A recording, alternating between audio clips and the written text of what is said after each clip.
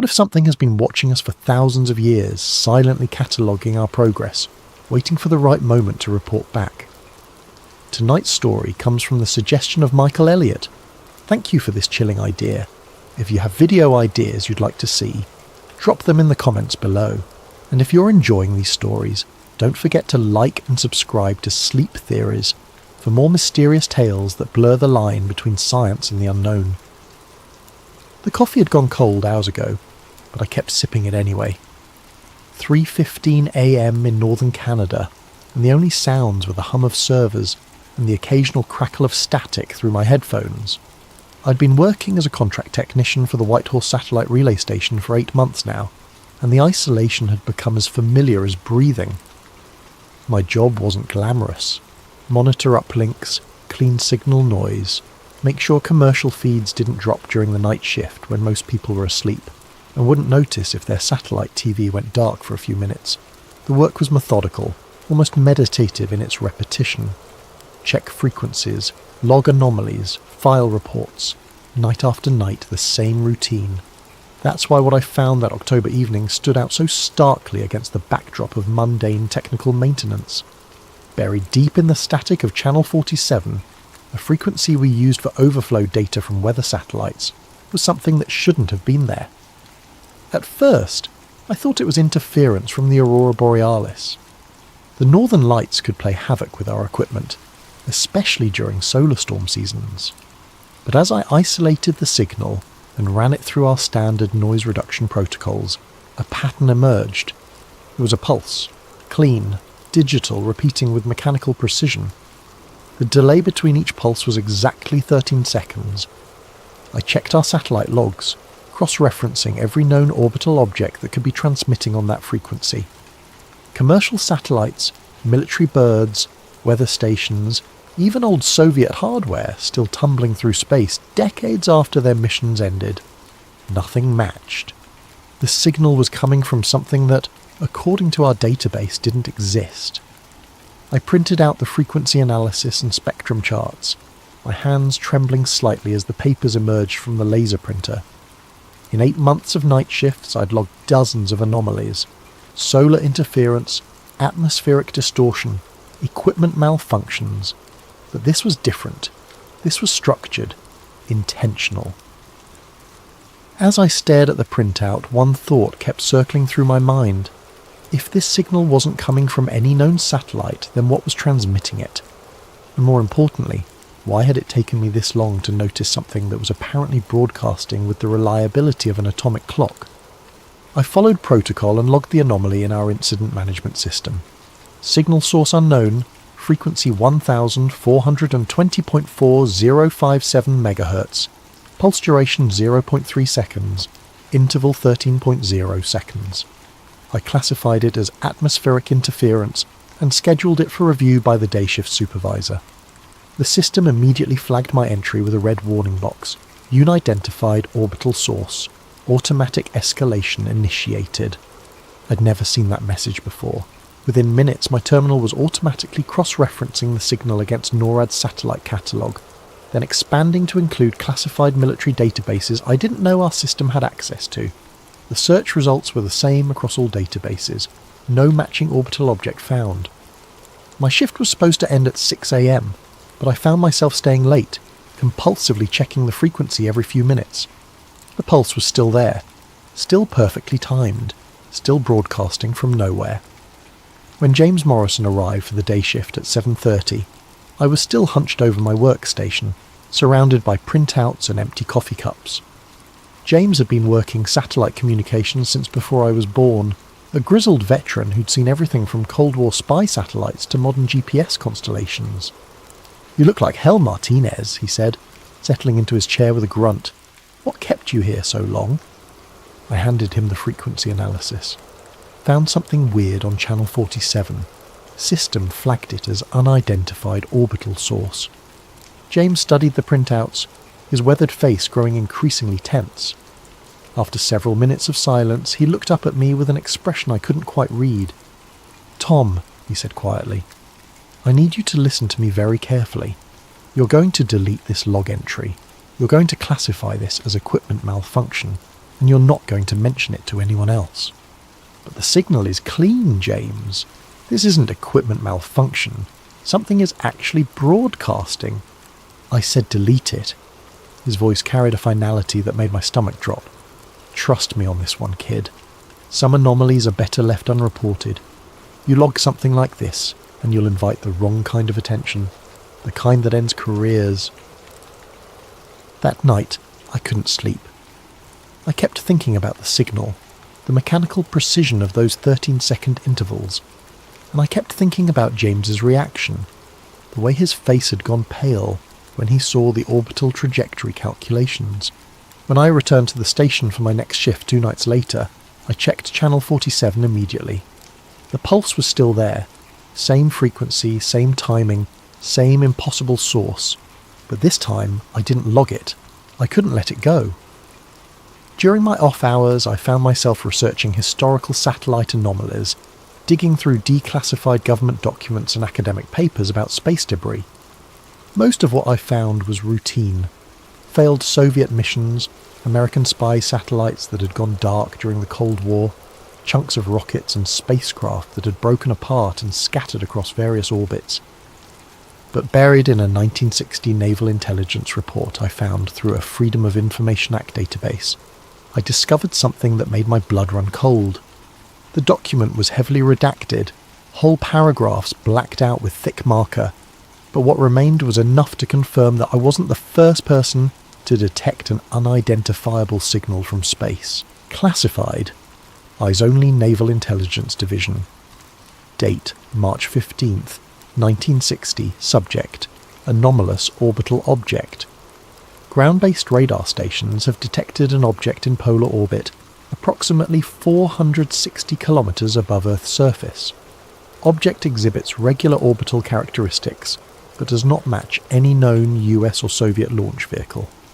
Radio telescopes at Redacted have detected intermittent signals from the object. Pattern analysis suggests artificial origin. Object designation, Project Black Knight. Orbital inclination, 79 degrees, retrograde. Period, 104.5 minutes. Signal frequency, redacted. Signal pattern, redacted. Initial assessment, object, not of US or Soviet origin. Monitoring continues. Note, object appears to have been in stable orbit for redacted years prior to first detection. Analysis of historical astronomical records suggests possible earlier observations dating back to redacted. The report ended with a line that sent chills down my spine. Recommend classification level cosmic. Potential implications for national security. Require immediate suppression of public disclosure. I cross-referenced the orbital parameters with the signal I'd been tracking. The math was complex, but after accounting for decades of orbital decay and gravitational perturbation, the numbers were close enough to be significant. Project Black Knight wasn't just a Cold War curiosity. If the naval intelligence report was accurate, something had been in polar orbit since before humans had the technology to put anything in space. And it was still there. My research led me down increasingly dark rabbit holes. I spent hours on conspiracy forums, amateur astronomy websites, and declassified document archives. Most of what I found was obvious nonsense. Blurry photos of weather balloons, misidentified aircraft, the usual collection of hoaxes and misunderstandings that populate the fringes of the internet. But occasionally I'd stumble across something that felt different, more credible, more disturbing. The breakthrough came from an unexpected source. My cousin Marcus, who worked as a data recovery specialist for NASA contractors. We'd grown up together in Ontario, and he was one of the few family members who knew about my work at the satellite station. During a family gathering in Toronto, I mentioned my research into historical space anomalies, carefully avoiding any specifics about what I'd been tracking. Marcus listened with growing interest, occasionally asking technical questions about orbital mechanics and signal analysis. "You know," he said as we walked along Lake Ontario after dinner, "I might have something that would interest you. Ever heard of the STS-88 mission?" I shook my head. Space Shuttle Endeavour, December 1998. First assembly mission for the International Space Station. NASA released hundreds of photos from that mission, including some shots of what they claimed was space debris, some kind of thermal blanket that had broken away from a previous mission. Marcus pulled out his phone and showed me one of the official NASA images. A dark, angular object tumbling slowly against the star field, clearly artificial but shapeless, like a piece of torn metal sheeting. Here's the thing, Marcus continued. I was doing data recovery on some corrupted drives from that era. NASA had a lot of storage problems in the late 90s, and I found additional images from STS-88 that never made it into the official archive. He swiped to another photo and my breath caught in my throat. Unlike the official images, this one showed the object in sharp detail. It wasn't tumbling, it wasn't shapeless, it was stationary relative to Earth, maintaining a fixed orientation with geometric precision. The object was clearly artificial, with angular surfaces and what appeared to be antenna arrays or sensor pods extending from its main body. But what made my hands start shaking was the object's orbit. Based on the Earth's curvature visible in the background and the angle of the sun, I could estimate the altitude and inclination. The numbers matched the 1960 Naval Intelligence Report exactly. Holy shit, I whispered. The file name is interesting too, Marcus said. All the official images were labelled with standard NASA mission codes, but this one had a custom name. He showed me the file properties. Instead of something like STS-088-34 2-012, the image was labelled SENTIN ELARCHIVE001. Marcus, I said slowly, I need you to send me everything you have on this. Everything. I can't, Tom. This stuff isn't supposed to exist. If NASA finds out I've been sharing recovered files, please. The desperation in my voice surprised even me. This is connected to something I'm working on. Something important. Marcus studied my face for a long moment, then sighed. I'll see what I can do. But you never got this from me, understand? And if anyone asks, we never had this conversation. 3 days later, a compressed file appeared in my personal email account, sent from an obviously fake address. The archive contained 17 high-resolution images of the object, taken from different angles and distances. Each photo showed the same thing, a clearly artificial construct maintaining a perfect polar orbit, its surfaces reflecting sunlight with the consistency of polished metal. But it was the last file in the archive that changed everything. Not an image, but a text document containing spectral analysis data from the shuttle's radio equipment. During the STS-88 mission, Endeavour's communications array had detected a repeating radio signal from the object. The signal was weak, barely above background noise, but the pattern was unmistakable. A pulse repeating every 13 seconds, broadcasting on a frequency of 1420.4057 MHz. The same signal I'd been tracking at the White Horse Station. For 37 years, this thing, whatever it was, had been broadcasting the same message. I became obsessed. Sleep became optional. Food was something I consumed mechanically while staring at spreadsheets and signal analysis software. I'd converted one corner of my apartment into a makeshift research station with multiple monitors displaying frequency analysis, orbital calculations, and historical documents. The breakthrough came during a particularly frustrating all-nighter in November. I'd been trying to decode the pulse pattern using standard cryptographic methods, looking for hidden messages in the timing variations, frequency modulations, anything that might reveal meaning in what appeared to be a simple, repetitive beacon. Nothing worked.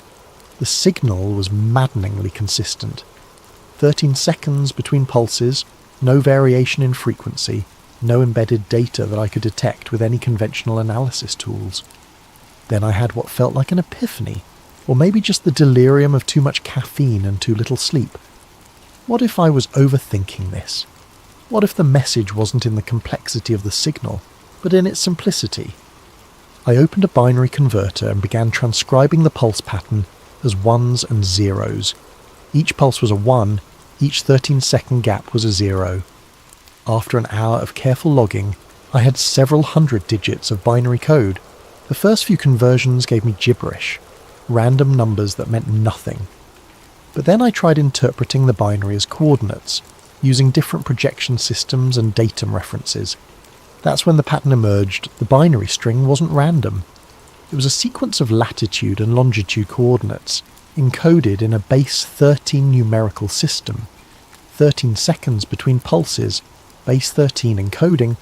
The mathematical symmetry was too perfect to be coincidental. I plotted the first set of coordinates on Google Earth, 29.9792 degrees north, 31.1342 degrees east, the Great Pyramid of Giza. My hands were shaking as I decoded the next set, 51.1789 degrees north, 1.8262 degrees west. Stonehenge. The coordinates continued, each one marking a location I recognised from archaeology textbooks and ancient history documentaries. Teotihuacan in Mexico, Machu Picchu in Peru, Angkor Wat in Cambodia, Easter Island, Newgrange Island, the Nazca Lines. Dozens of ancient sites spread across every continent, connected by nothing except their age and the enduring mysteries that surrounded their construction. But it was the header data. Embedded at the beginning of the coordinate sequence was a timestamp and cycle indicator.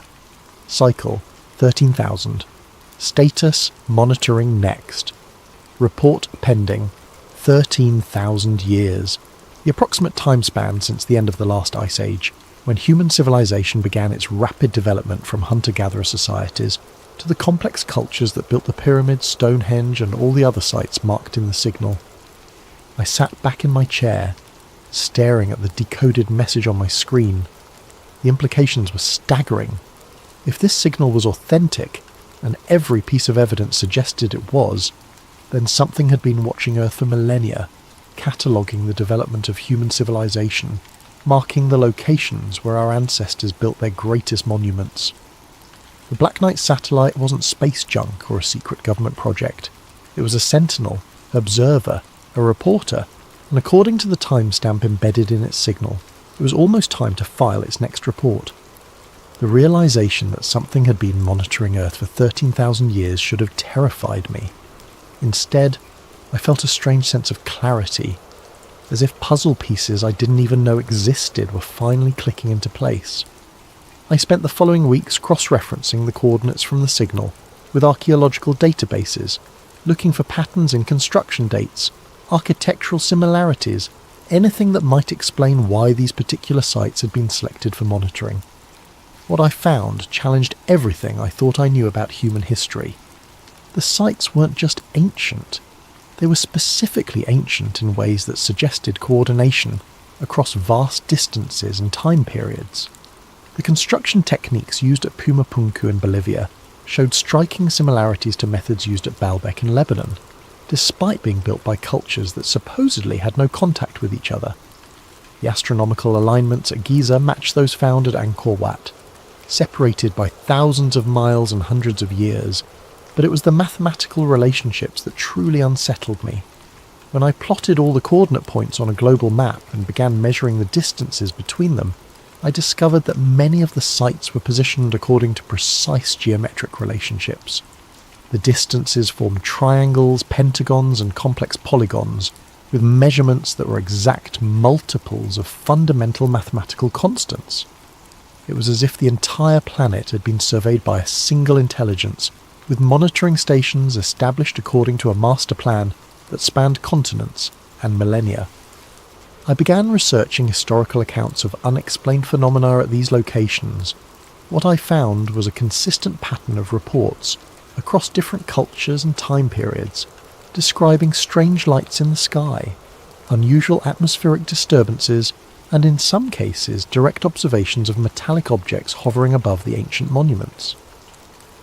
A medieval chronicle from Salisbury described a star that moved against the heavens, appearing above Stonehenge during the winter solstice of 1244. Mayan codices contained references to the eye that watches from the void in connection with observations at Chichen Itza. Aboriginal Dreamtime stories from Australia spoke of sky spirits that visited Uluru at regular intervals to count the changes in the world below. The accounts were separated by thousands of years and thousands of miles, recorded by cultures that had no knowledge of each other's existence, but the descriptions were remarkably consistent. periodic appearances of artificial objects in the sky, always in connection with the ancient sites, always described as watching or observing rather than interacting. As December approached, I found myself checking the signal obsessively. The pulse pattern remained unchanged, but I'd begun to notice subtle variations in signal strength that seemed to correlate with the satellite's position relative to specific coordinate points. When the Black Knight passed over the Giza complex, the signal strengthened. When it crossed above Stonehenge, the pulse became more defined, cleaner. It was conducting active scans. Then, on December 21st, the winter solstice, everything changed. I was monitoring Channel 47 during my regular shift, when the 13-second pulse pattern suddenly stopped. For 17 minutes, there was nothing but empty static. I thought I'd lost the signal, that decades of consistent transmission had finally come to an end. Then it returned, but different. The pulse timing had changed from 13 seconds to 12. The frequency had shifted slightly higher, and embedded in the binary stream was new data, not coordinates this time, but what appeared to be measurement readings, environmental data, population estimates. The Black Knight was no longer just monitoring, it was compiling a report. And based on the mathematical progression I was seeing in the data stream, it was preparing to transmit that report somewhere else. The signal that had been broadcasting to Earth for decades was about to be redirected outward, towards some destination in deep space. The 13,000-year observation cycle was coming to an end. Over the following days, I watched as the Black Knight's transmission pattern evolved from simple monitoring pulses to complex data streams. The binary information was now flowing almost continuously, with only brief pauses between what appeared to be different sections of the report. Using the decoding methods I'd developed, I began translating portions of the transmission.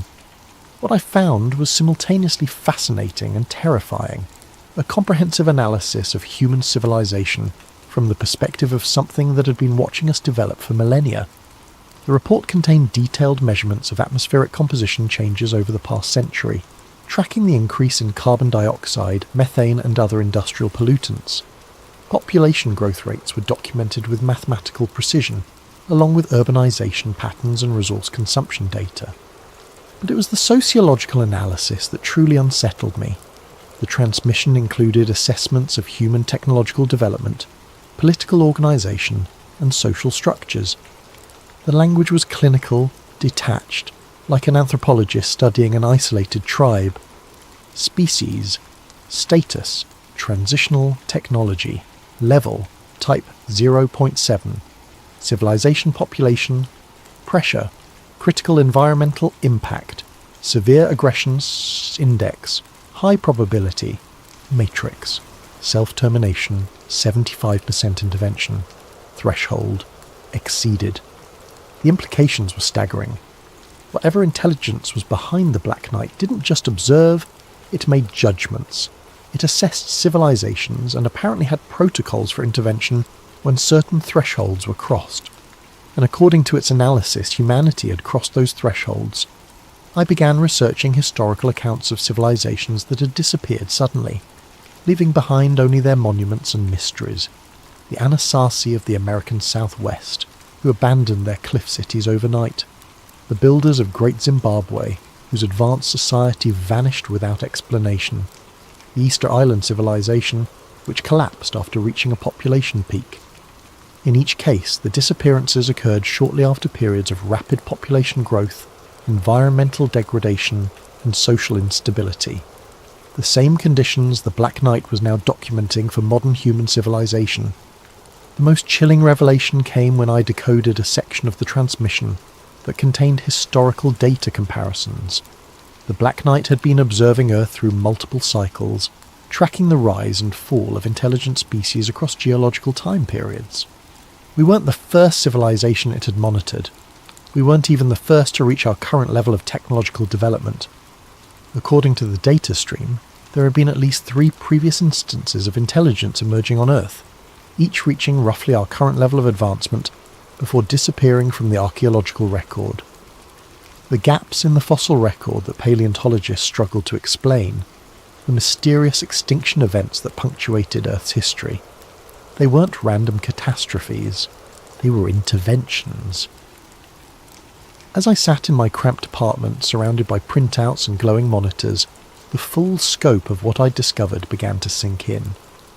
The Black Knight wasn't just observing human civilization, it was part of a system, a galactic management protocol for monitoring and controlling the development of intelligent species.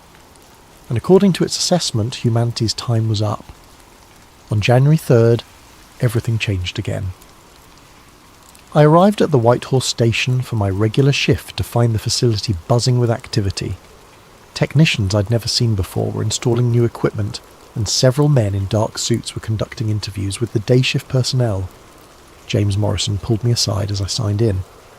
"They're from the Communication Security Establishment," he said quietly, referring to Canada's Electronic Intelligence Agency. "Someone flagged unusual signal activity from our station. They're reviewing all our logs from the past 6 months." My stomach dropped. Despite James's warnings, I'd continued monitoring the Black Knight signal, keeping detailed personal records of its evolution from simple pulses to complex data streams. If CSE investigators found evidence of what I'd been tracking... "Did you delete those anomaly reports like I told you to?" James asked. "Yes," I lied. "Classified everything as equipment malfunction." "Good. Keep it that way. Answer their questions honestly, but don't volunteer any information they don't specifically ask for." The interview was conducted by a woman named Agent Collins, who looked to be in her early 40s with the kind of sharp, analytical gaze that made me feel like she could read my thoughts. She asked about my background, my work procedures, any unusual signals or anomalies I might have detected. I stuck to James's script, denying any knowledge of unidentified transmissions. But as the interview progressed, I began to realise that Agent Collins already knew more than she was letting on. "Mr. Martinez," she said, consulting a tablet, "our analysis shows that you've been accessing frequencies outside your normal monitoring responsibilities. Specifically, Channel 47 has shown unusual activity during your shifts." "I check all channels as part of my routine maintenance," I said carefully. "Sometimes commercial satellites drift off their assigned frequencies due to hardware malfunctions. And have you detected any persistent anomalies on Channel 47? The way she emphasised the word persistent made it clear that this wasn't a fishing expedition. CSE knew about the Black Knight signal. They'd known about it long before I stumbled across it. "No," I said. "Nothing that wasn't explained by standard atmospheric interference or equipment issues." Agent Collins studied me for a long moment, then made a note on her tablet. "Thank you for your cooperation, Mr. Martinez. We may need to speak with you again." That night I tried to access the Black Knight frequency through the station's equipment. The signal was gone. Not reduced or relocated, completely absent. After broadcasting continuously for decades, the transmission had simply stopped. I went home and checked my personal recordings of the signal, the decoded messages, all the evidence I'd accumulated over months of research. My computer had been wiped clean. Every file, every analysis, every piece of documentation had been deleted. But they'd missed one thing. Hidden in a folder of old family photos on an external drive was a single text file containing the most recent decoded transmission from the Black Knight. I'd saved it there weeks earlier as a backup, disguised with an innocuous file name. The final message was brief, formatted like a transmission header. Cycle 13,000.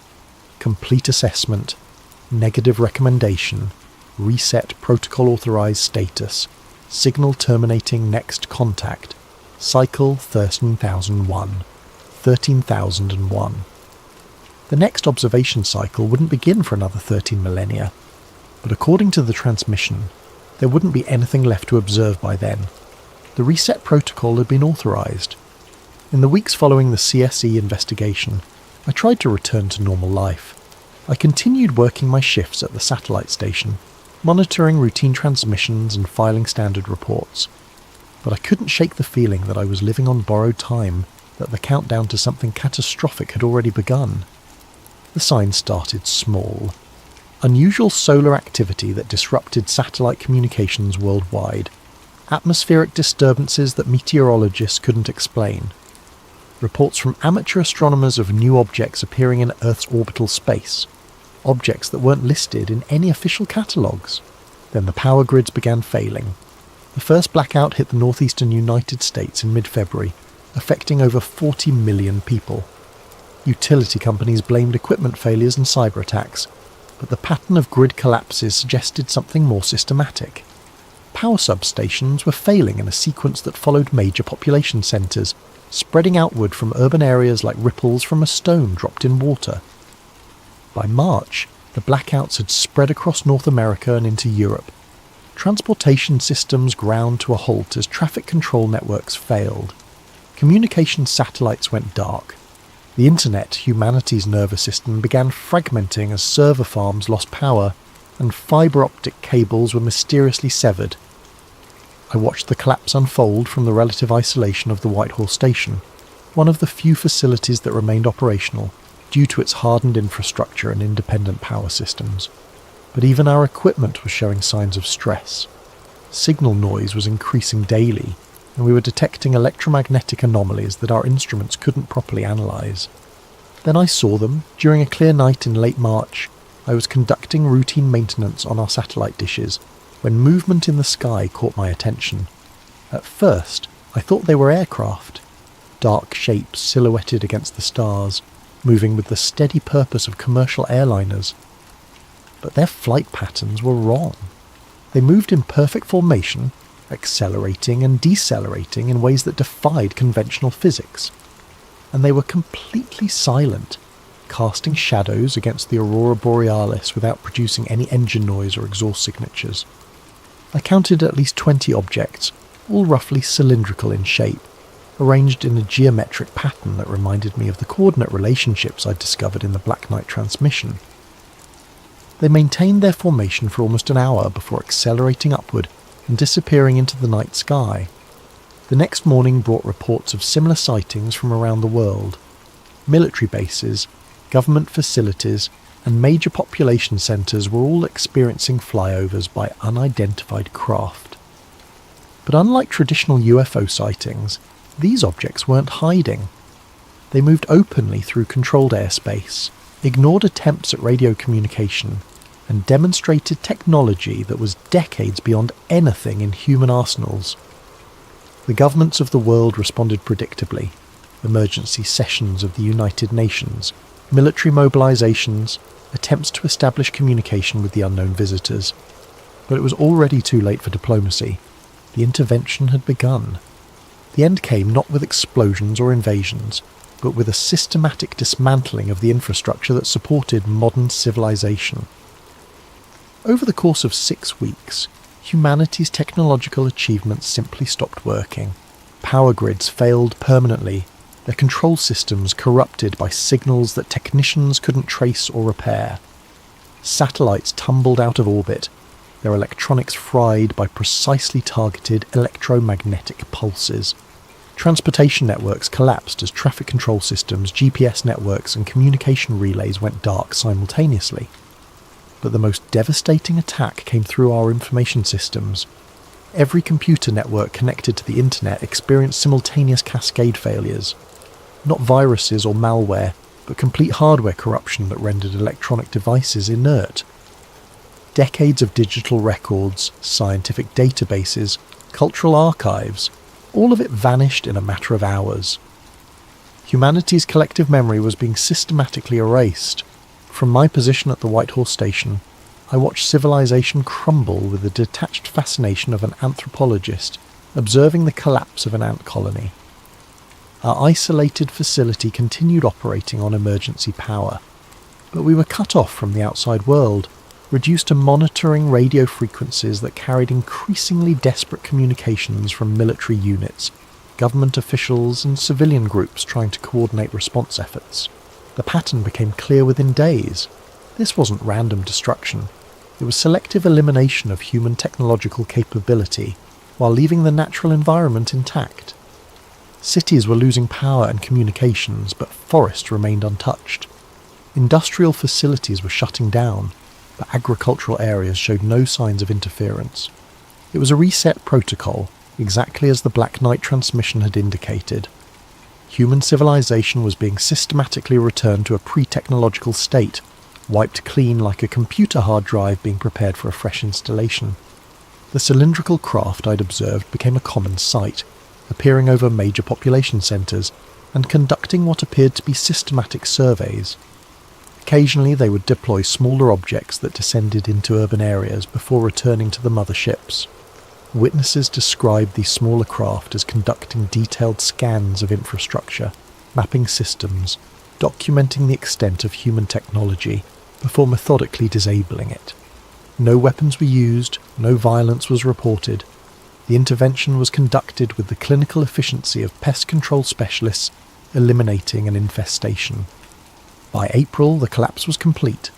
Modern civilization had been reduced to scattered groups of survivors trying to maintain basic subsistence without electricity, motorized transportation, or electronic communication.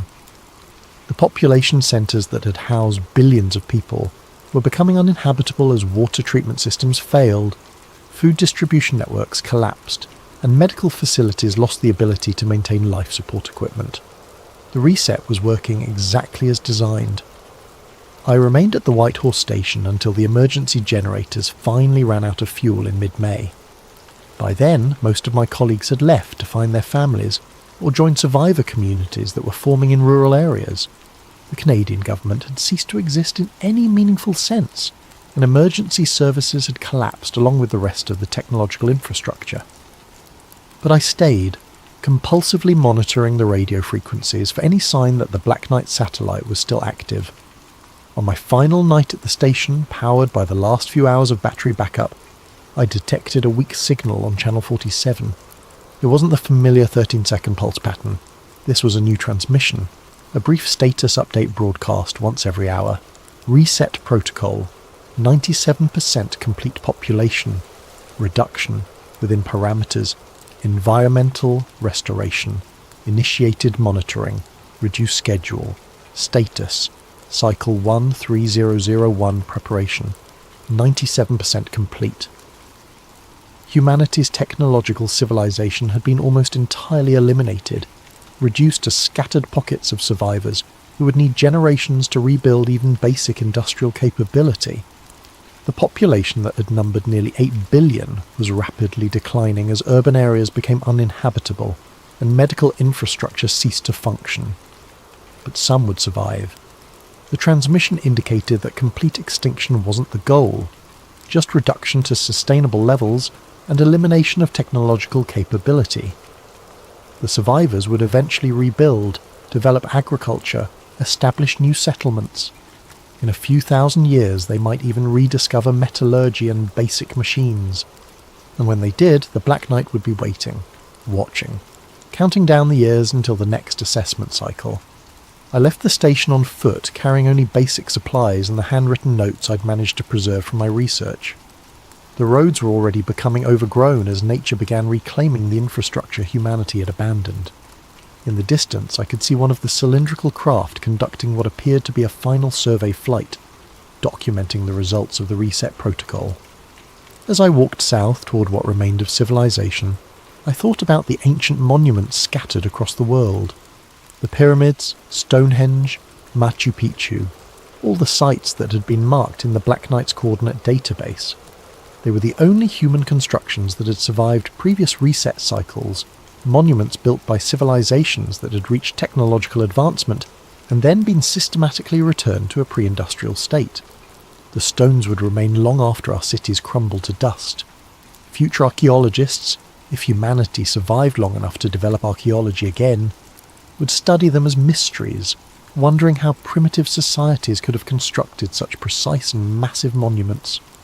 They would never suspect that those ancient civilizations hadn't been primitive at all. They had been advanced, technological societies that had been reset just as we were being reset now.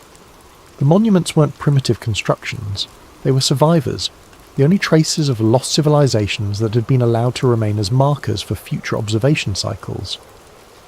In 13,000 years, when humanity had once again developed satellite technology and radio telescopes, someone would detect a familiar signal broadcasting from polar orbit.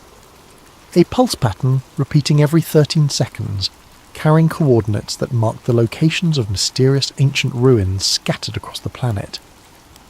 And the cycle would begin again. I'm writing this account 15 months after the reset protocol was completed. I've joined a small farming community in what used to be called Montana, where we're slowly learning to survive without the technological conveniences that once defined human civilization. The community is growing.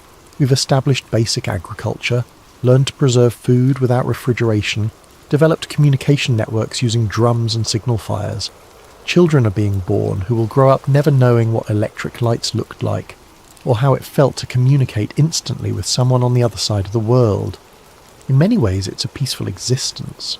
The sky is clearer now without the electromagnetic pollution of radio signals and satellite transmissions. The stars are brighter.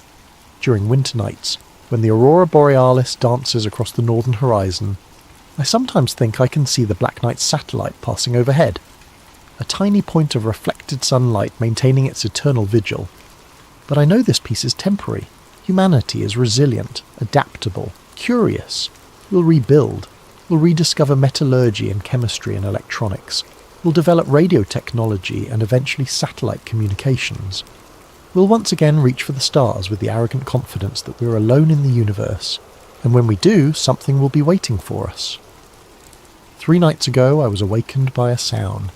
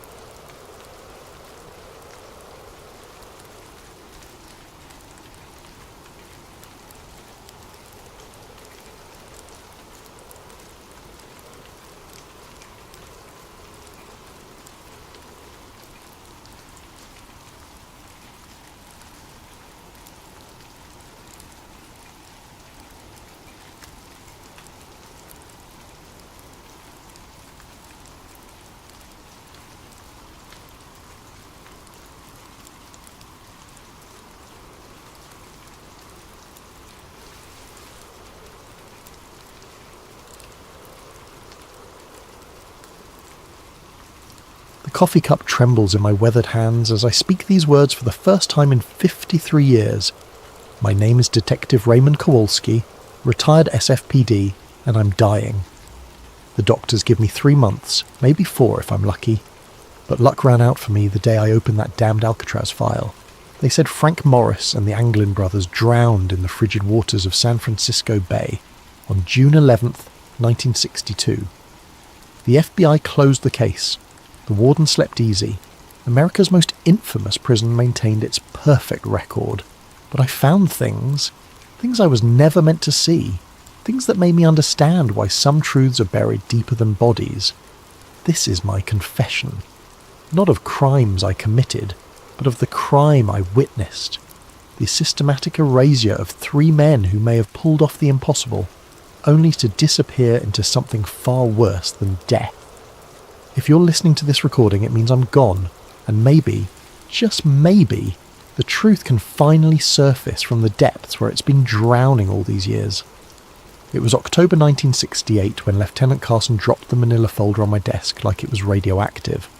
6 years had passed since the escape, and the case was supposedly closed, filed away with all the other solved mysteries that kept the bureaucrats sleeping soundly. "Formality, Kowalski," Carson said, not meeting my eyes. "Washington wants a final review of the Alcatraz evidence. Dot the I's, cross the T's, confirm what we already know. They're fish food at the bottom of the bay." I should have known something was wrong by the way he said it. Carson was a straight shooter, the kind of cop who looked you in the eye when he talked. But that day, he stared at the wall behind me like the words might crawl off it and bite him. The file was thinner than I expected for the most famous prison break in American history. Basic escape details, witness statements from guards, the makeshift raft materials found on Angel Island. Nothing I hadn't read in the newspapers. Too clean, too neat. "Why me?" I asked. Carson finally looked at me then, and I saw something in his eyes I'd never seen before. Fear. Because you're thorough, maybe too thorough. They want this done right. He left me with those cryptic words and a growing certainty that this formality was anything but routine. I started with the obvious inconsistencies. The first was a car theft report from Marina District, filed 3 days after the escape. A 1959 Chevrolet, stolen from outside a boarding house. The owner, Mrs. Eleanor Hutchins, told police she saw 3 men walking away from the vehicle, heading toward the waterfront. When she called out to them, one turned and tipped his hat. "Polite as you please." They had manners, she told the responding officer. "Real gentlemen. You don't expect that from criminals." The report was buried on page 47 of miscellaneous incident files. No follow-up, no investigation, no mention in the official Alcatraz case summary. Then there was the paddle, a crude wooden oar carved from driftwood, found by a fisherman near Richmond Bridge, 20 miles upriver from where the currents should have carried any debris. The fisherman, Miguel Santos, reported it to park rangers, who logged it as miscellaneous beach debris. No connection made to the escape, despite the timing and craftsmanship that clearly showed prison workshop techniques. But it was the witness statement that made my blood run cold. A night security guard at Fisherman's Wharf reported seeing 3 men in work clothes boarding a small fishing boat around 4 a.m. on June 12th.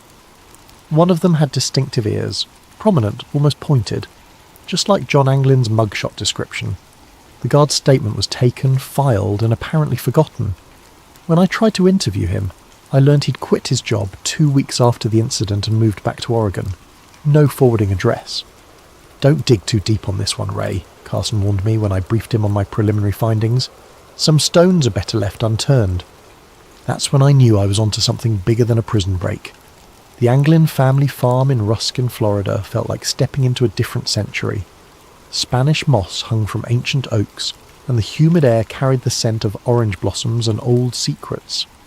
Robert Anglin, the surviving brother, met me on the front porch with the wary eyes of a man who'd been expecting bad news for 6 years. "Federal agents been by here 4 times, he said without preamble, each time asking the same questions, getting the same answers. "My brother's drowned. That's what you want to hear, ain't it?" But his wife, Marie, had different ideas. After Robert went to tend the cattle, she pulled me aside in her kitchen, glancing nervously at the windows. "Christmas cards," she whispered, her voice barely audible above the ticking grandfather clock. "Every year since '63, no return address, just signed J&C in handwriting that looks mighty familiar." She showed me a shoebox filled with holiday cards, generic drugstore variety, postmarked from different cities: San Francisco, Los Angeles, Phoenix, Mexico City. The handwriting was careful, disguised, but there were telltale loops and slants that matched samples I'd obtained from the prison records. "Why haven't you told the FBI?" I asked. Marie's laugh was bitter. "You think we haven't tried? First agent said they were hoaxes. Second one confiscated them as evidence. Third one threatened to charge us with obstruction if we kept spreading false hope. These here are copies I made before they took the originals." Photographs came out next.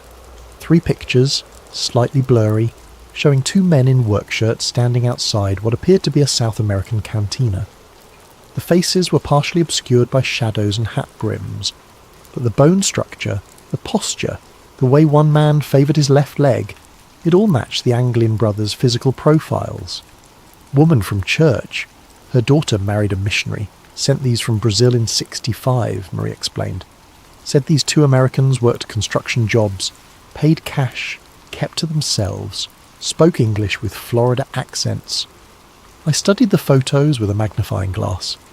The man on the left had a distinctive scar on his forearm, a scar I remembered from Clarence Anglin's prison medical records, sustained in a workshop accident at Atlanta Federal Penitentiary. "FBI says they're look-alikes," Marie continued. "Coincidence, but a mother knows her son's detective. Even in shadows, even across oceans, those are my boys." The fear in her eyes wasn't the fear of grief or false hope. It was the fear of someone who knew more than she was saying, someone who'd been warned to keep quiet. As I left the farm that evening, I noticed a dark sedan parked down the country road. 2 figures visible in the front seats. When I drove past, they turned away, but not before I caught a glimpse of federal license plates. The Anglins were being watched. After 6 years, the dead men's family was still under surveillance. That night in my motel room, I spread out everything I'd gathered so far. The car theft, the paddle, the witness statements, the cards and photographs. Individually, they could be dismissed as coincidence or wishful thinking. Together, they painted a picture that made my hands shake as I wrote my preliminary report. Frank Morris and the Anglin brothers hadn't drowned in San Francisco Bay. They'd made it to shore, stolen transportation, and somehow managed to disappear into the wind. The question that kept me awake until dawn wasn't whether they'd survived the escape. It was why the government was so determined to pretend they hadn't. The National Archives building in Washington, D.C. has the kind of institutional grandeur designed to make visitors feel small and insignificant. As I walked through its marble corridors in November 1968, carrying my credentials and a growing list of questions, I felt exactly as intended. The records clerk, a thin man with wire-rimmed glasses and the pallor of someone who spent his days in basement filing rooms, greeted my request with practiced bureaucratic indifference. Alcatraz escape files? Let me check the catalogue. He disappeared into the labyrinthine storage system, returning 20 minutes later with a puzzled frown. That's odd. The primary files show as transferred to federal custody in 1964, no longer available for review. Transferred where? Doesn't say. Just lists the authorization code. Project Paperclip Archive classified. Project Paperclip. Even a street cop from San Francisco knew that designation. The program that brought Nazi scientists to America after World War II. Why would an escape case be filed under intelligence classifications? What about the secondary files, witness statements, evidence logs? Another search, another apologetic shrug. Also transferred, same authorization. I spent 3 days in Washington, following leads that turned to smoke and asking questions that generated only nervous silence. At FBI headquarters, my request for case consultation was politely denied. At the Bureau of Prisons, I was told the relevant personnel were unavailable for comment. Even my police credentials and Lieutenant Carson's authorization letters seemed to carry no weight. It was Agent Patricia Hendricks, a bureau analyst I'd worked with on a previous case, who finally gave me the truth over drinks in a Georgetown bar. She waited until we were alone, until the other patrons had cleared out, until even the bartender was busy with inventory in the back room. "Ray, you need to drop this," she said quietly, her usual professional demeanour replaced by genuine concern. "The Alcatraz case isn't cold. It's radioactive." "What does that mean?" Patricia glanced around the empty bar before continuing. Internal memo came down in 65. Any agent pursuing Alcatraz leads beyond the official drowning conclusion would be transferred to Alaska or worse. 3 agents have been quietly reassigned since then. Good agents, career agents, all because they asked too many questions about 3 supposedly dead men. Why? If they drowned like the report says, what's the threat? Her laugh was hollow. That's the million-dollar question, isn't it? All I know is that certain people in very high places want Frank Morris and the Anglin brothers to stay dead, and they're willing to destroy careers to keep it that way. She slid an envelope across the table. I couldn't get you the files, but I managed to copy some of the index pages before they were sealed. Names, dates, reference numbers. Maybe you can piece together what we're not supposed to know. The documents were fragmentary, frustratingly incomplete, but they told a story that made my blood run cold. Cross-references to CIA front companies, mentions of asset recovery protocol, transfer authorization signed by officials whose names I recognized from the intelligence community. Most disturbing was a memo dated July 1962, just 1 month after the escape. Subjects may possess operational value. Recommend immediate field assessment rather than standard fugitive protocols. Operational value, not the language you'd use for bank robbers and car thieves. That night, in my Washington hotel room, I called Lieutenant Carson to report my findings. The conversation was brief and cryptic. "Ray, you need to come home. Now. I've got leads here, Lieutenant. Real leads. The leads will be there when you get back. If you get back. There are people asking questions about your questions, and those people have resources we don't. Come home." The line went dead. I packed quickly, checking the hallway twice before leaving my room. During the taxi ride to the airport, I noticed the same black sedan in my mirrors that had followed me from the archives building 3 days earlier. Back in San Francisco, Carson met me at the airport personally, something he'd never done before. His first words were a warning. "Your hotel room was searched yesterday. Professional job. Nothing taken, nothing damaged, but they wanted you to know they'd been there." As we drove through the city, he filled me in on developments from my end. Miguel Santos, the fisherman who found the paddle, died in a car accident outside Portland last week. Single vehicle collision on a straight road, clear weather, and Mrs. Hutchins, the lady who saw the car theft, moved to Phoenix, left no forwarding address. Her old neighbours say federal agents visited her the day before she left. The pattern was becoming clear. Anyone connected to evidence contradicting the official narrative was disappearing, voluntarily or otherwise. The Alcatraz case wasn't just closed, it was being actively suppressed by people with resources and authority I couldn't match. "What do I do, Lieutenant?" Carson pulled over and turned to face me. In 30 years of police work, I'd never seen him look so serious. "You write a report confirming the drowning theory. You file it properly. You forget everything you've learned, and you pray that's enough to keep you breathing." But I couldn't forget. The faces in those photographs. The fear in Mary Anglin's eyes. The systematic elimination of evidence and witnesses. Somewhere out there, the truth was buried so deep that powerful people were willing to destroy lives to keep it hidden. The question was whether I was brave enough, or stupid enough, to keep digging. Tony the Fish Marconi wasn't the kind of informant you'd find in a police procedural manual. A small-time smuggler with ties to both San Francisco's waterfront and various federal agencies that preferred not to be named, Tony survived by knowing when to talk and when to disappear. When he agreed to meet me at a dive bar in North Beach, I knew the information would be worth the risk. "You're playing with fire, detective," he said, stirring his whiskey with a nicotine-stained finger.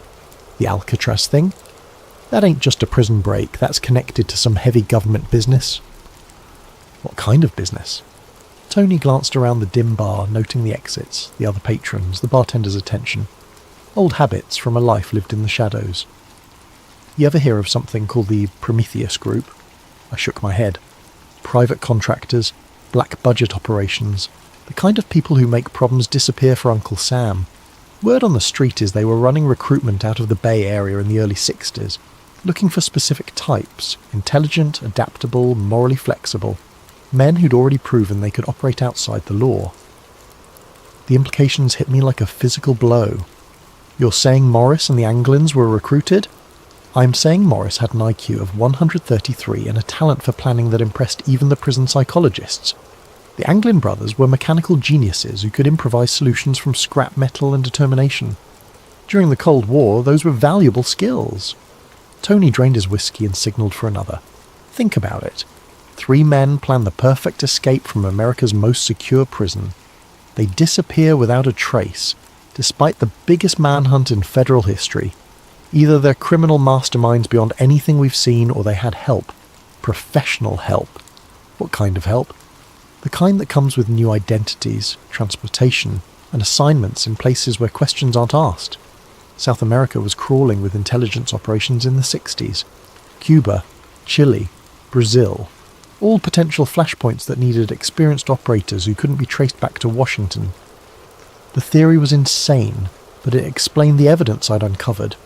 The systematic suppression of information, the classified file transfers, the fear I'd encountered at every level of government. If the Alcatraz escape had been a recruitment operation disguised as a prison break, then admitting the men survived would expose a covert program that violated everything America claimed to stand for. "There's another possibility," Tony continued, his voice dropping to barely above a whisper. "Maybe they weren't recruited. Maybe they stumbled onto something they weren't supposed to see." "Such as?" Alcatraz was more than a prison detective. It was a research facility, mind control experiments, interrogation techniques, pharmaceutical trials, the kind of work that required subjects who couldn't complain to their congressman. What if Morris and the Anglins saw something during their time there? What if their escape wasn't about freedom, it was about exposure? My mind reeled with the implications. If the escapees had witnessed classified experiments, their capture wouldn't result in a return to prison. It would result in permanent silence. I've heard whispers, Tony continued. Black sites in Nevada, facilities that don't appear on any government maps, places where inconvenient people go to be forgotten, the kind of places where 3 escaped prisoners might end up if they knew too much. He finished his second whiskey and stood to leave. One more thing, Detective.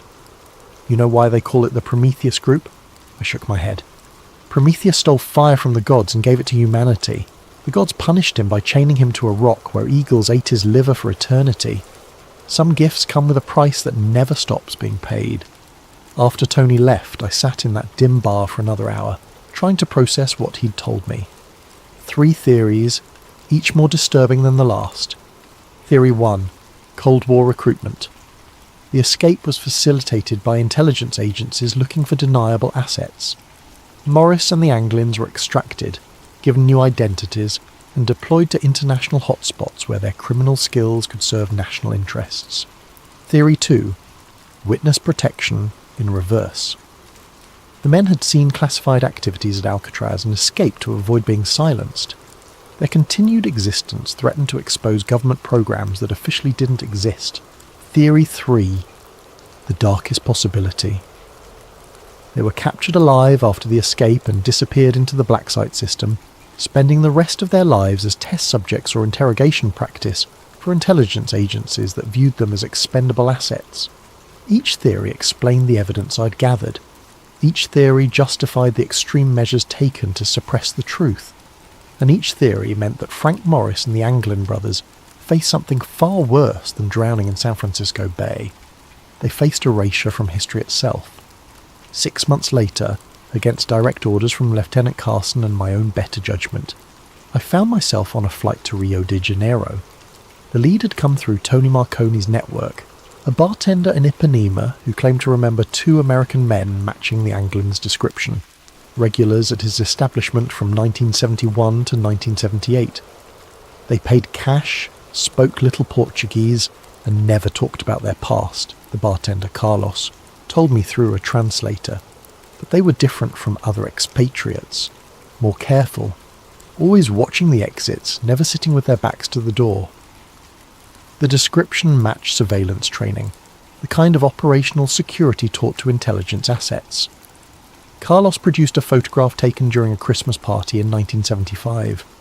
A grainy image showing 2 men at the edge of the celebration, their faces partially obscured but their body language unmistakably American. My hands trembled as I studied the picture. The man on the left had the same jawline, the same ears, the same way of holding his shoulders that I'd memorized from Clarence Anglin's prison files. The other figure showed signs of premature aging, stress lines and grey hair that suggested a life lived under constant tension. What happened to them? I asked. Carlos's expression darkened. They left suddenly, in the middle of the night. One day they were here. The next day their apartment was empty. The landlord said men in suits had come asking questions the week before. Americans, but not tourists. Government men. I spent another week in Rio following leads that grew colder with each passing day. The apartment building where the mystery Americans had lived was scheduled for demolition, its records mysteriously lost in a fire. The bank where they had allegedly maintained accounts had no record of American customers from that period. Every trail ended in convenient dead ends and missing documentation. On my final night in Brazil, I was approached by a man claiming to be a freelance journalist who'd been investigating the same story. We met at a beachside cafe in Copacabana, the sound of waves masking our conversation from potential surveillance. "You're the American detective asking about the Alcatraz escapees," he said without preamble. It wasn't a question. I neither confirmed nor denied, waiting for him to continue. "I've been working this story for 3 years," he said, following reports of American fugitives throughout South America. "The trail is real, detective, too real. These men lived here, worked here, built lives here. But every time I get close to proof, the sources disappear, witnesses relocate, documents vanish. I've had my hotel room searched, my phone tapped, my sources intimidated. He slid a manila envelope across the table. This is everything I've gathered. Photographs, witness statements, financial records, hidden in different locations for 3 years, copied and recopied to prevent loss. It's yours now. Why? Because I'm done. Yesterday, I received a visit from 2 men with American accents and no identification. They politely suggested that my investigation was endangering people I cared about. They showed me photographs of my sister's children playing in a park in Sao Paulo. Very clear photographs. Very recent photographs. The envelope contained a treasure trove of evidence. Bank records showing regular deposits to accounts held by men with obviously false Brazilian identities. Employment records from construction companies that had hired American workers without proper documentation. Hotel registries with signatures that bore striking resemblances to handwriting samples I'd obtained from Alcatraz.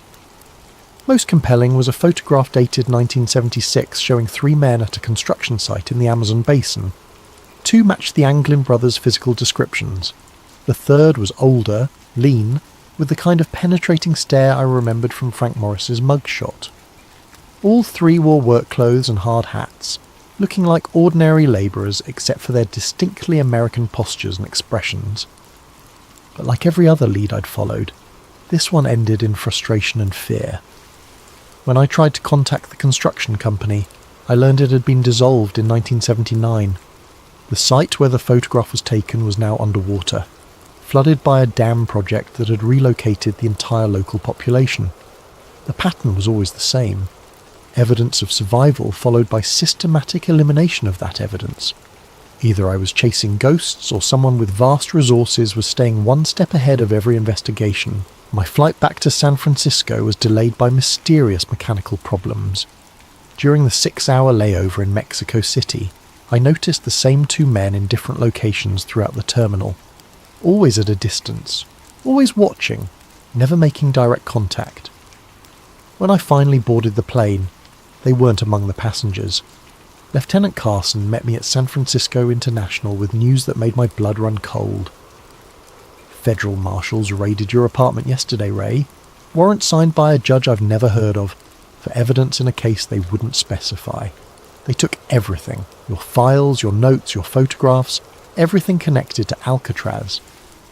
In the car ride home, he handed me an official-looking document. Transfer orders, effective immediately. You're being reassigned to the robbery division. Your Alcatraz investigation is officially terminated. On whose authority? Authority high enough that questioning it would end both our careers. Carson's voice carried a weight I'd never heard before. Ray, I've been a cop for 28 years. I've seen corruption, cover-ups, and conspiracies, but I've never seen anything like this. The pressure to shut you down is coming from levels of government I didn't know existed. He pulled over in a secluded area of Golden Gate Park and turned to face me directly.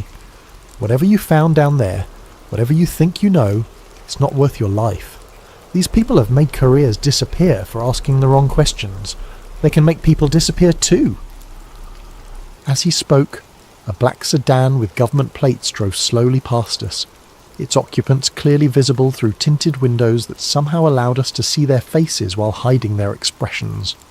The message was unmistakable. We were being watched, our conversation monitored, our future actions carefully noted. That night, alone in my ransacked apartment, I realised the full scope of what I was up against. This wasn't just a cover-up of a prison escape. It was the systematic suppression of a truth so dangerous that the most powerful government in the world was willing to destroy lives to protect it. Frank Morris and the Anglin brothers hadn't just escaped from Alcatraz. They'd escaped into a shadow world where truth became enemy of the state, where survival meant accepting lies, and where the greatest prison of all was the silence that surrounded their fate. But silence, I was beginning to understand, has its own way of speaking to those willing to listen. 25 years passed like pages torn from a calendar and scattered by the wind. I worked robbery division, collected my pension, and tried to convince myself that some truths were better left buried. The Alcatraz case became a ghost that haunted my dreams, 3 faces staring at me from the depths of San Francisco Bay, asking why I'd abandoned the search for their story. Then came January 2013, and a letter that changed everything. The History Channel documentary was running old Alcatraz footage when the phone rang. It was my former partner, Jimmy Chen, now working cold cases for the FBI. His voice carried the excitement of a man who'd stumbled onto something extraordinary. "Ray, you need to see this. Someone sent a letter to the Bureau claiming to be John Anglin. Says he's dying of cancer, wants to make a deal. Information about the escape in exchange for medical treatment." My hands shook as I read the photocopied letter Jimmy brought to my house that evening. The handwriting was shaky with age and illness, but certain flourishes matched the Christmas cards Marie Anglin had shown me decades earlier. The details were specific, accurate, insider knowledge that only someone who'd lived through the escape could possess. "It's a hoax," Jimmy said, watching my reaction. "Has to be. FBI handwriting analysis says inconclusive. Could be authentic, could be someone who studied the case extensively." But I knew better. The letter wasn't just about the escape. It mentioned details that had never been made public. References to guard rotation patterns that were classified. Descriptions of cell modifications that weren't in any official report. Knowledge that could only come from someone who'd been there, who'd lived through those final months of preparation. "There's more," Jimmy continued. "The letter mentions a meeting place, coordinates in the Bay Area, where supposedly Frank Morris left something hidden before the escape. Information that was too dangerous to carry. The writer claims it's still there, waiting for someone brave enough to look." The coordinates led to a section of Angel Island State Park, near the spot where the makeshift raft materials had been found 51 years earlier. Against every instinct for self-preservation I'd developed, I found myself hiking those trails the following weekend, searching for something I couldn't name. It was hidden in a cave that didn't appear on any park maps, sealed behind rocks that looked natural but showed tool marks when examined closely. A waterproof container, military surplus from the 1960s, containing documents that made my blood run cold. Guard schedules from Alcatraz, annotated with personal notes about corruption and smuggling operations. Photographs of prison officials meeting with men in expensive suits who didn't appear in any government directories. Financial records showing payments from offshore accounts to wardens and guards who lived far beyond their official salaries. Most damning was a handwritten journal in Frank Morris's distinctive script, documenting what he'd witnessed during his time at Alcatraz. The prison wasn't just housing criminals, it was housing witnesses to government activities that violated constitutional protections. Political prisoners who'd been disappeared from the mainland. Foreign nationals being held without diplomatic notification. Test subjects for psychological experiments that would later be revealed as part of the MKUltra program. The final entry, dated 2 days before the escape, was prophetic in its certainty. We're not breaking out to be free, we're breaking out to stay alive. What we know, what we've seen, makes us more dangerous to them than any criminal they've ever housed. If we stay, we disappear quietly. If we escape and get caught, we disappear loudly. Our only chance is to vanish completely and hope the truth survives us. The documents explained everything. The official insistence on the drowning theory, the suppression of evidence, the systematic elimination of witnesses. The Alcatraz escape wasn't a crime to be solved. It was a national security incident to be contained. Morris and the Anglins hadn't just witnessed classified activities. They documented them, created a record of government crimes that could destroy careers and topple administrations. Their escape was both an act of desperation and a gamble that someday someone would be brave enough to tell their story. Reading those pages in the dim light of that hidden cave, I finally understood the true scope of the self-destruction paradox. The very actions taken to hide the truth had preserved it. The efforts to silence witnesses had created evidence. The attempts to erase history had documented it in detail. But understanding the truth and proving it were different challenges entirely. The men who'd orchestrated the cover-up were dead or retired, their crimes protected by classification systems and institutional amnesia. The witnesses were gone, scattered or silenced by 5 decades of systematic intimidation. Yet the letter kept haunting me. Someone claiming to be John Anglin, dying and desperate, reaching out across 50 years of silence to offer one final revelation. The FBI had dismissed it as a hoax, but their dismissal felt too quick, too certain. too reminiscent of the patterns I'd seen decades earlier. Late at night, when the pain in my chest reminded me of my own mortality, I wondered about the fates of 3 men who'd gambled everything on an impossible escape. Had they found freedom in the jungles of South America? Had they lived out their days under assumed names, carrying secrets too dangerous to share? Or had they been caught, disappeared into black sites where their knowledge died with them? The letter writer claimed John Anglin had survived into the 21st century, living with the weight of knowledge that could never be shared, watching as history branded him a criminal, while the real criminals wore badges and held office. If true, it was a torture more cruel than any prison cell, to know the truth and be unable to speak it, to carry justice in your heart while injustice wore your name. I kept the documents for 6 months before making my decision. They couldn't stay hidden. Too many people had died to protect these secrets, and too many others deserved to know the truth. But releasing them publicly would accomplish nothing except getting me killed and the evidence destroyed. Instead, I chose a different path. I copied everything, hid the copies in locations scattered across the country, and left instructions for their release upon my death.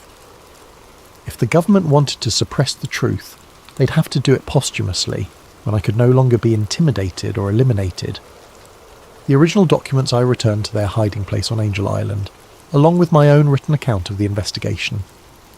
Future generations might find them, might understand what they represented, might finally give Frank Morris and the Anglin brothers the justice they'd been denied for over half a century.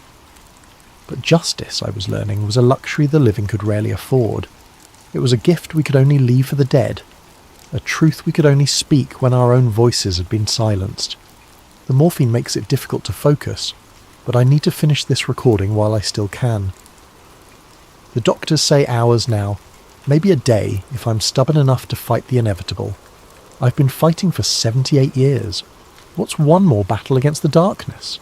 I've spent 53 years carrying the weight of what I learned about Frank Morris and the Anglin brothers.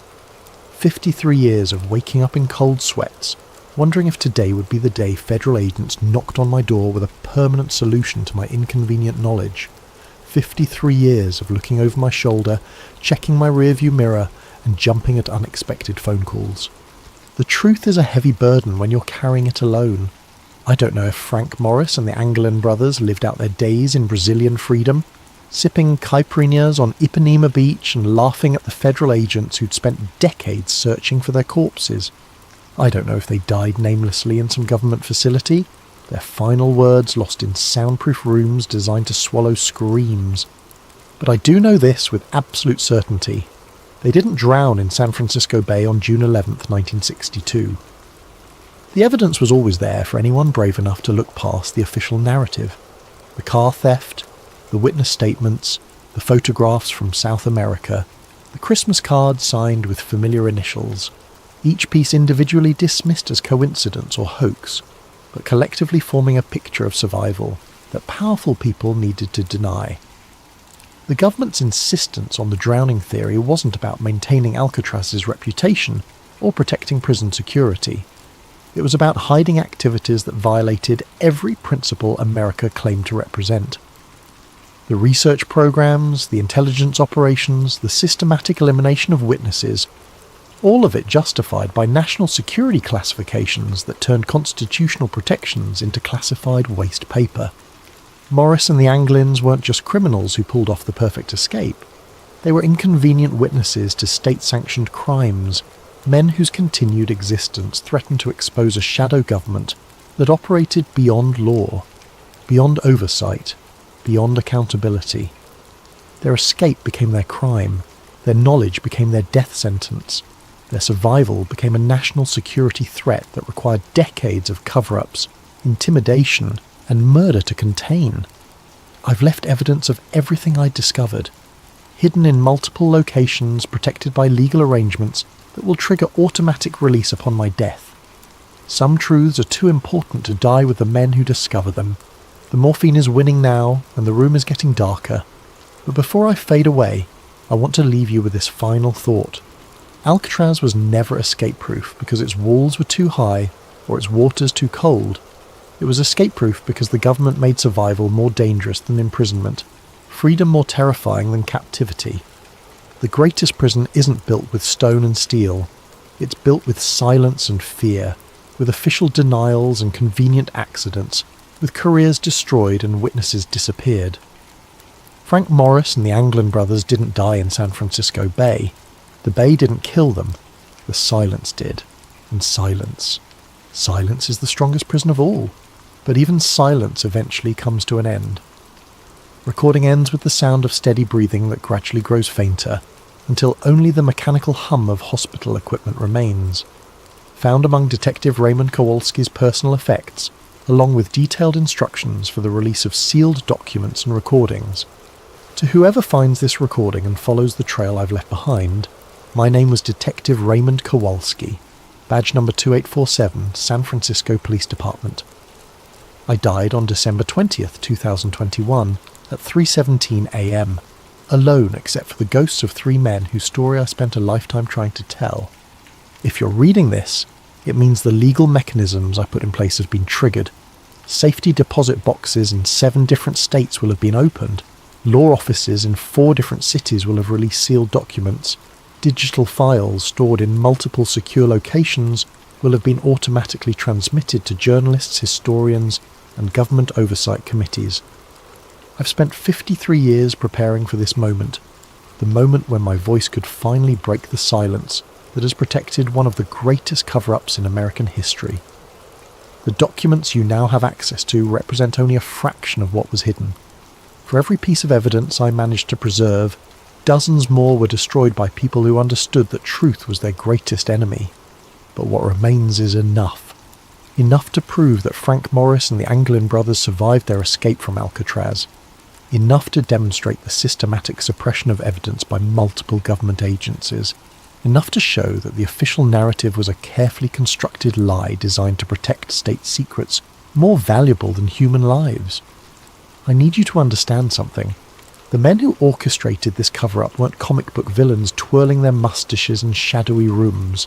They were patriots in their own minds. They believed that protecting classified operations was more important than acknowledging 3 escaped prisoners. They convinced themselves that national security justified any level of deception, any amount of witness intimidation, any degree of evidence suppression. They were wrong. In a democracy, truth cannot be classified indefinitely. Justice cannot be postponed forever. The families of Frank Morris and the Anglin brothers deserve to know their fates. The American people deserve to know what their government did in their name. History deserved an accurate record, not a convenient fiction. I've carried this burden alone because I was afraid. Afraid of losing my pension, my reputation, my life. Afraid of being dismissed as a conspiracy theorist or a disgruntled cop. Afraid that speaking the truth would accomplish nothing except getting me killed. But fear, I've learned, is just another form of prison, and like Alcatraz itself, it's only escape-proof, as long as you believe the walls are stronger than your determination to break free. To the families of Frank Morris and the Anglin brothers, your loved ones were not the criminals history has made them out to be. They were witnesses to government crimes who paid the ultimate price for their knowledge. Whether they found freedom in South America or died in government custody, they deserved better than 50 years of official denial and systematic character assassination. To the government officials who will undoubtedly attempt to discredit these revelations, your time is over. The men who created this cover-up are dead. The operations they were protecting have been declassified or exposed through other channels. The only thing your continued denials accomplish is further damage to public trust in institutions that have already lost too much credibility. To the historians and journalists who will investigate these claims, be careful, be thorough, be brave. The people who killed witnesses and destroyed evidence may be gone, but the systems they created to protect state secrets remain in place.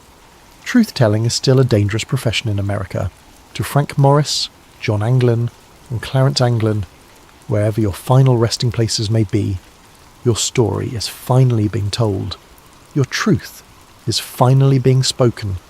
Your silence is finally being broken.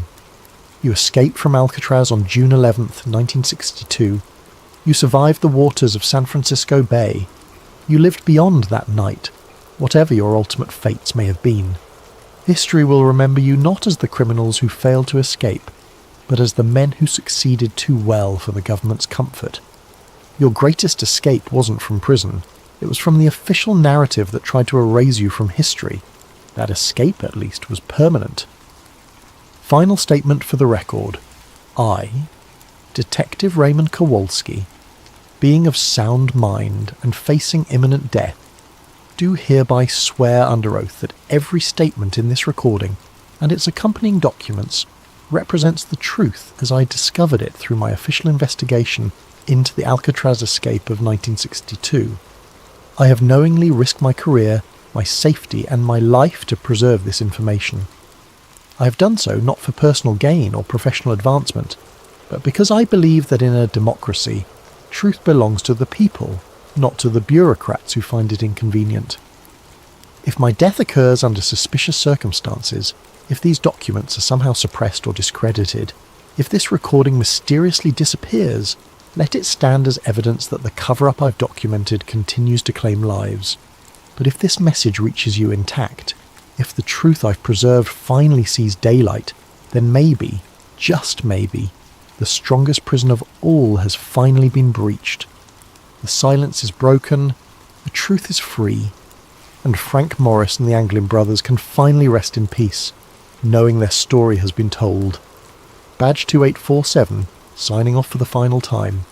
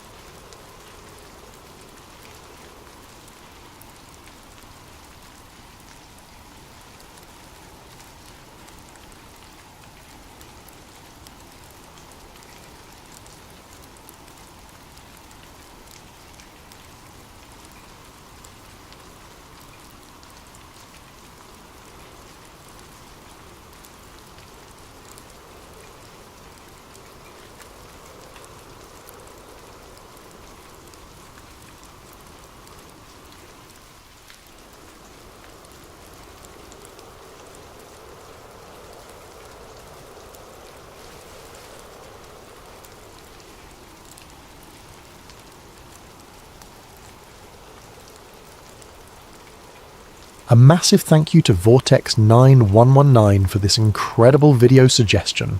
If you have story ideas you'd like to see brought to life, drop them in the comments below. And if you're enjoying these immersive tales, don't forget to like and subscribe to Sleep Theories for more stories that blur the line between mystery and reality. What if I told you that buried beneath a 1,000-year-old chapel in Ethiopia lies something so powerful that governments have spent decades ensuring you never learn about it? What if every conflict, every war, every uprising in that region wasn't random chaos, but a response to something ancient awakening? My name is Alex Morrison, and 3 months ago, I was just another satellite imaging technician, analysing ground-penetrating radar for a living. Now I'm hiding in a cabin in rural Montana, and I may be the only person alive who knows the truth about what's really buried in Axum. The coffee had gone cold hours ago, but I kept sipping it anyway. That's what you do when you're 3 weeks behind on satellite analysis reports, and your supervisor keeps sending those passive-aggressive emails with red exclamation points. I was a field technician for Orbital Dynamics, a mid-tier satellite imaging company that contracted with everyone from agricultural firms to mining corporations. My job was simple: analyse ground-penetrating radar scans, identify subsurface anomalies and file reports. Nothing glamorous, nothing dangerous, just data. The Horn of Africa cluster had been sitting on my desk for 2 days. Standard geological survey for a potential infrastructure project in Ethiopia. Roads, power lines, the usual development stuff that required knowing what lay beneath the surface. I'd already processed 47 grids of unremarkable sediment layers and bedrock formations when I opened grid 48. The image loaded pixel by pixel, revealing the familiar topography of northern Ethiopia. Rolling hills, scattered vegetation, and the ancient town of Axum with its towering obelisks and stone churches. But there, beneath the church of Our Lady Mary of Zion, was something that made my breath catch in my throat. A perfect geometric void. Not a cave, not a natural formation. The radar signature showed clean, straight edges forming a rectangular shape, approximately 4 feet long, 2.5 feet wide, and 2.5 feet deep. The dimensions were so precise they could have been cut with industrial equipment, yet the surrounding rock layers indicated this void had existed for centuries, possibly millennia. I pulled up the analysis protocols on my second monitor. Standard procedure for unexplained anomalies was clear. Mark as geological inconsistency or data corruption, and move on. The company didn't pay us to solve mysteries, just to identify potential construction hazards. But those dimensions nagged at me. 4 feet by 2.5 feet by 2.5 feet. I'd heard those measurements before, in some half-remembered history class or documentary. Something biblical. I saved the image to my personal drive before marking the official report as data corruption. Recommend resurvey. My supervisor would approve it without a second glance, and the client would order new scans of the area that would somehow never quite capture that same perfect void again. As I prepared to move on to the next grid, I noticed something else in the metadata. The thermal overlay showed heat signatures throughout the scan area, solar absorption on the surface, geothermal activity deeper down, all normal patterns, except for the void. The void was 3 degrees warmer than the surrounding rock despite being completely enclosed. Dead objects don't generate heat. I stared at the screen until my eyes burned, but no amount of analysis could explain what I was looking at. Finally, I closed the file and went home, but the image followed me. Those perfect dimensions, that impossible heat signature, the way it sat directly beneath one of Christianity's most sacred sites. 4 feet by 2.5 feet by 2.5 feet. The traditional dimensions of the Ark of the Covenant. That night, I dreamed of golden cherubim with wings spread wide, and a voice that spoke from between them with the sound of rushing water. In the dream, I was standing in a stone chamber, lit by a light that cast no shadows, reaching toward a box that hummed with power. The moment my fingers touched the gold, I woke with a gasp, my heart hammering against my ribs. It was just a dream, I told myself. Just my imagination running wild after a long day staring at radar scans. But when I checked my phone, I found I'd been unconsciously searching for information about Axum, about the Church of Our Lady Mary of Zion, about ancient artifacts hidden beneath holy ground. The next morning I couldn't focus on anything else. I pulled up the scan again, studying every pixel, every thermal gradient, every impossible detail of that buried void. This wasn't data corruption. This was something real, something significant, something that had been deliberately hidden from the world. Something that was waiting. 3 weeks later, I was on a plane to Ethiopia. I'd convinced my supervisor that the Axum anomaly required ground truthing, a field verification to ensure our radar systems were functioning correctly. The company approved the trip because it sounded technical and responsible, not because I'd spent every spare moment researching the legend of the Ark's journey from Jerusalem to Ethiopia. According to tradition, the Queen of Sheba took the Ark back to Ethiopia after her visit to King Solomon. Her son, Menelik I, founded the Ethiopian Empire and established Axum as its capital. For 3,000 years, Ethiopian Orthodox Christians had claimed the true Ark of the Covenant rested in the Church of Our Lady Mary of Zion, guarded by a single monk who could never leave the sacred precinct. Tourist nonsense, I'd always assumed. Every culture claimed to have some piece of biblical history hidden in their backyard. But now I had radar evidence of something buried exactly where the legend said it would be. Something that matched the Ark's traditional dimensions and somehow generated heat despite being entombed in solid rock. I landed in Addis Ababa on a Tuesday morning and caught a domestic flight to Axum the same day. The town was smaller than I'd expected, a collection of low buildings scattered around the famous obelisk park and the twin churches that claim to house the world's greatest religious relic. Tourists wandered between the ancient stone monuments, taking selfies with 3,000-year-old carved pillars, while guides recited well-practiced speeches about Queen Sheba and King Solomon. I hired a local guide named Dowett, a middle-aged man with intelligent eyes and careful English who specialised in the historical sites. We spent the first day touring the obelisk park and the ruins of ancient palaces, but I was really just getting a feel for the area, trying to match the topography to my radar scans. "Tomorrow we visit the churches," Dowett said as we walked back to my hotel. "The old church and the new church. Very sacred places." "Can tourists go inside both churches?" I asked, trying to sound casual. "The new church, yes. Beautiful paintings, ancient books, many treasures. But the old church..." He paused, glancing around as if checking for eavesdroppers. "The old church is different. Only priests allowed inside, and the guardian." "The guardian? One monk, chosen for life. He watches over the..." Dowett lowered his voice. "Over what is kept there. He can never leave the church grounds. Never. He stays until he dies, then another is chosen." We'd reached my hotel, but I wasn't ready to end the conversation. "What exactly is he guarding?" Dowett looked uncomfortable. "Christians say it is the Tablet, the Ark of Moses. Others say it is just tradition, just stories. But I have lived in Axum all my life, and I tell you this, the Guardian is real. I have seen him walking in the church courtyard at night, always alone, always watching. What does he look like? Old, but not in years. Old in ...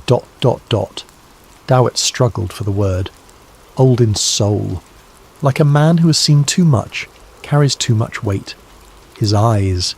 He shuddered. "I do not like to look at his eyes." That night I lay in bed studying satellite photos of the church complex on my laptop. The Church of Our Lady Mary of Zion was actually two buildings. A newer church built in the 1960s where tourists and worshippers could visit, and a smaller, older chapel that supposedly housed the Ark. The older building sat directly above the void I detected in the radar scan. According to everything I'd read, no outsider had been permitted inside the chapel in centuries. The Ethiopian Orthodox Church maintained absolute secrecy about what was housed there, allowing only the guardian and select high-ranking clergy to enter. Even the country's government respected the restriction, treating the chapel as sovereign territory beyond their jurisdiction. But tomorrow, I'd at least be able to see the building from the outside, maybe get close enough to take some thermal readings with the handheld scanner I'd brought.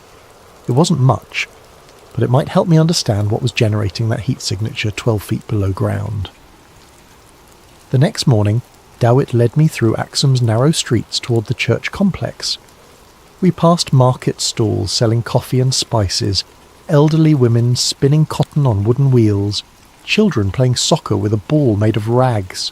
Normal life in a normal town that happened to claim possession of humanity's most powerful religious artifact. The Church of Our Lady Mary of Zion compound was surrounded by a high stone wall with an ornate gate. Beyond the entrance I could see the modern church with its painted dome and arched windows, and behind that, partially hidden by trees, the smaller chapel that supposedly housed the Ark. "We can tour the new church," DeWitt explained as we approached the gate. "Beautiful interior, many ancient paintings and manuscripts, but the chapel behind it..." He pointed to the smaller building. "That is forbidden." We passed through the gate into a courtyard filled with pilgrims and tourists. The modern church was indeed impressive, with colourful frescoes covering every wall and elaborate religious artefacts displayed in glass cases. But I found myself constantly glancing toward the windows that faced the restricted chapel, trying to catch a glimpse of the building that sat above my mysterious void. After an hour of dutifully admiring religious art, I excused myself to use the restroom, then slipped outside into the courtyard. The restricted chapel was maybe 50 yards away, separated from the public area by a low fence and some carefully placed shrubs. I walked casually in that direction, pulling out my phone as if taking pictures of the church architecture. The chapel was older than the main building, constructed from rough stone blocks that had been weathered smooth by centuries of highland rain. Small, narrow windows pierced the walls at regular intervals, but they were too high and too dark to see inside. The building's footprint was roughly 30 feet by 40 feet, large enough to house a small congregation, or to contain something that required a significant amount of protective space. As I was trying to estimate the building's exact position relative to my radar scan, a figure appeared in one of the windows. The Guardian. Even from 50 yards away, I could see that Dowett hadn't exaggerated. The man's face was gaunt to the point of being skeletal, his skin pale as parchment despite Ethiopia's intense sun. But it was his eyes that made my breath catch, dark, hollow, ancient in a way that had nothing to do with age. Eyes that had seen something no human should see, carried some weight that was slowly crushing the life out of him. For a long moment we stared at each other across the courtyard. Then the Guardian raised one thin hand and made a clear gesture. Go away.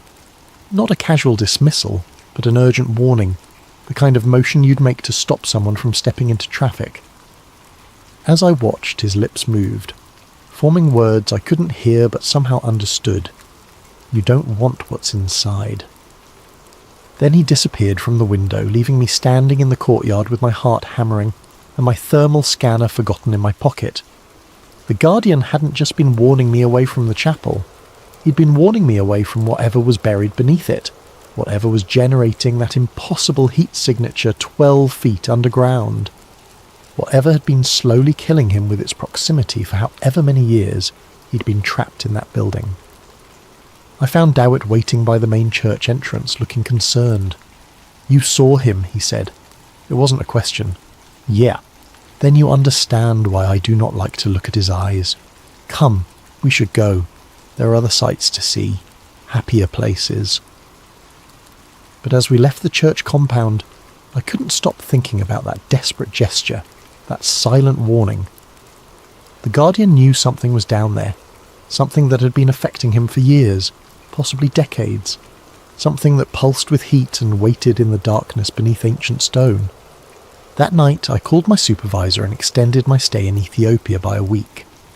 Back in my hotel room, I spread out printed satellite photos across the bed and fired up my laptop. The thermal scanner I'd brought was designed for surface readings, useless for penetrating 12 feet of stone and earth, but I had access to something better. Orbital Dynamics' complete archive of satellite data for the region. If the object beneath the chapel was generating heat, that heat had to go somewhere. And if I was right about what was down there, the heat generation might not be constant. I started with our company's historical scans of Axum, going back 15 years to when we first began regular coverage of the Horn of Africa. The early images showed the same thermal patterns I'd seen in the recent scan.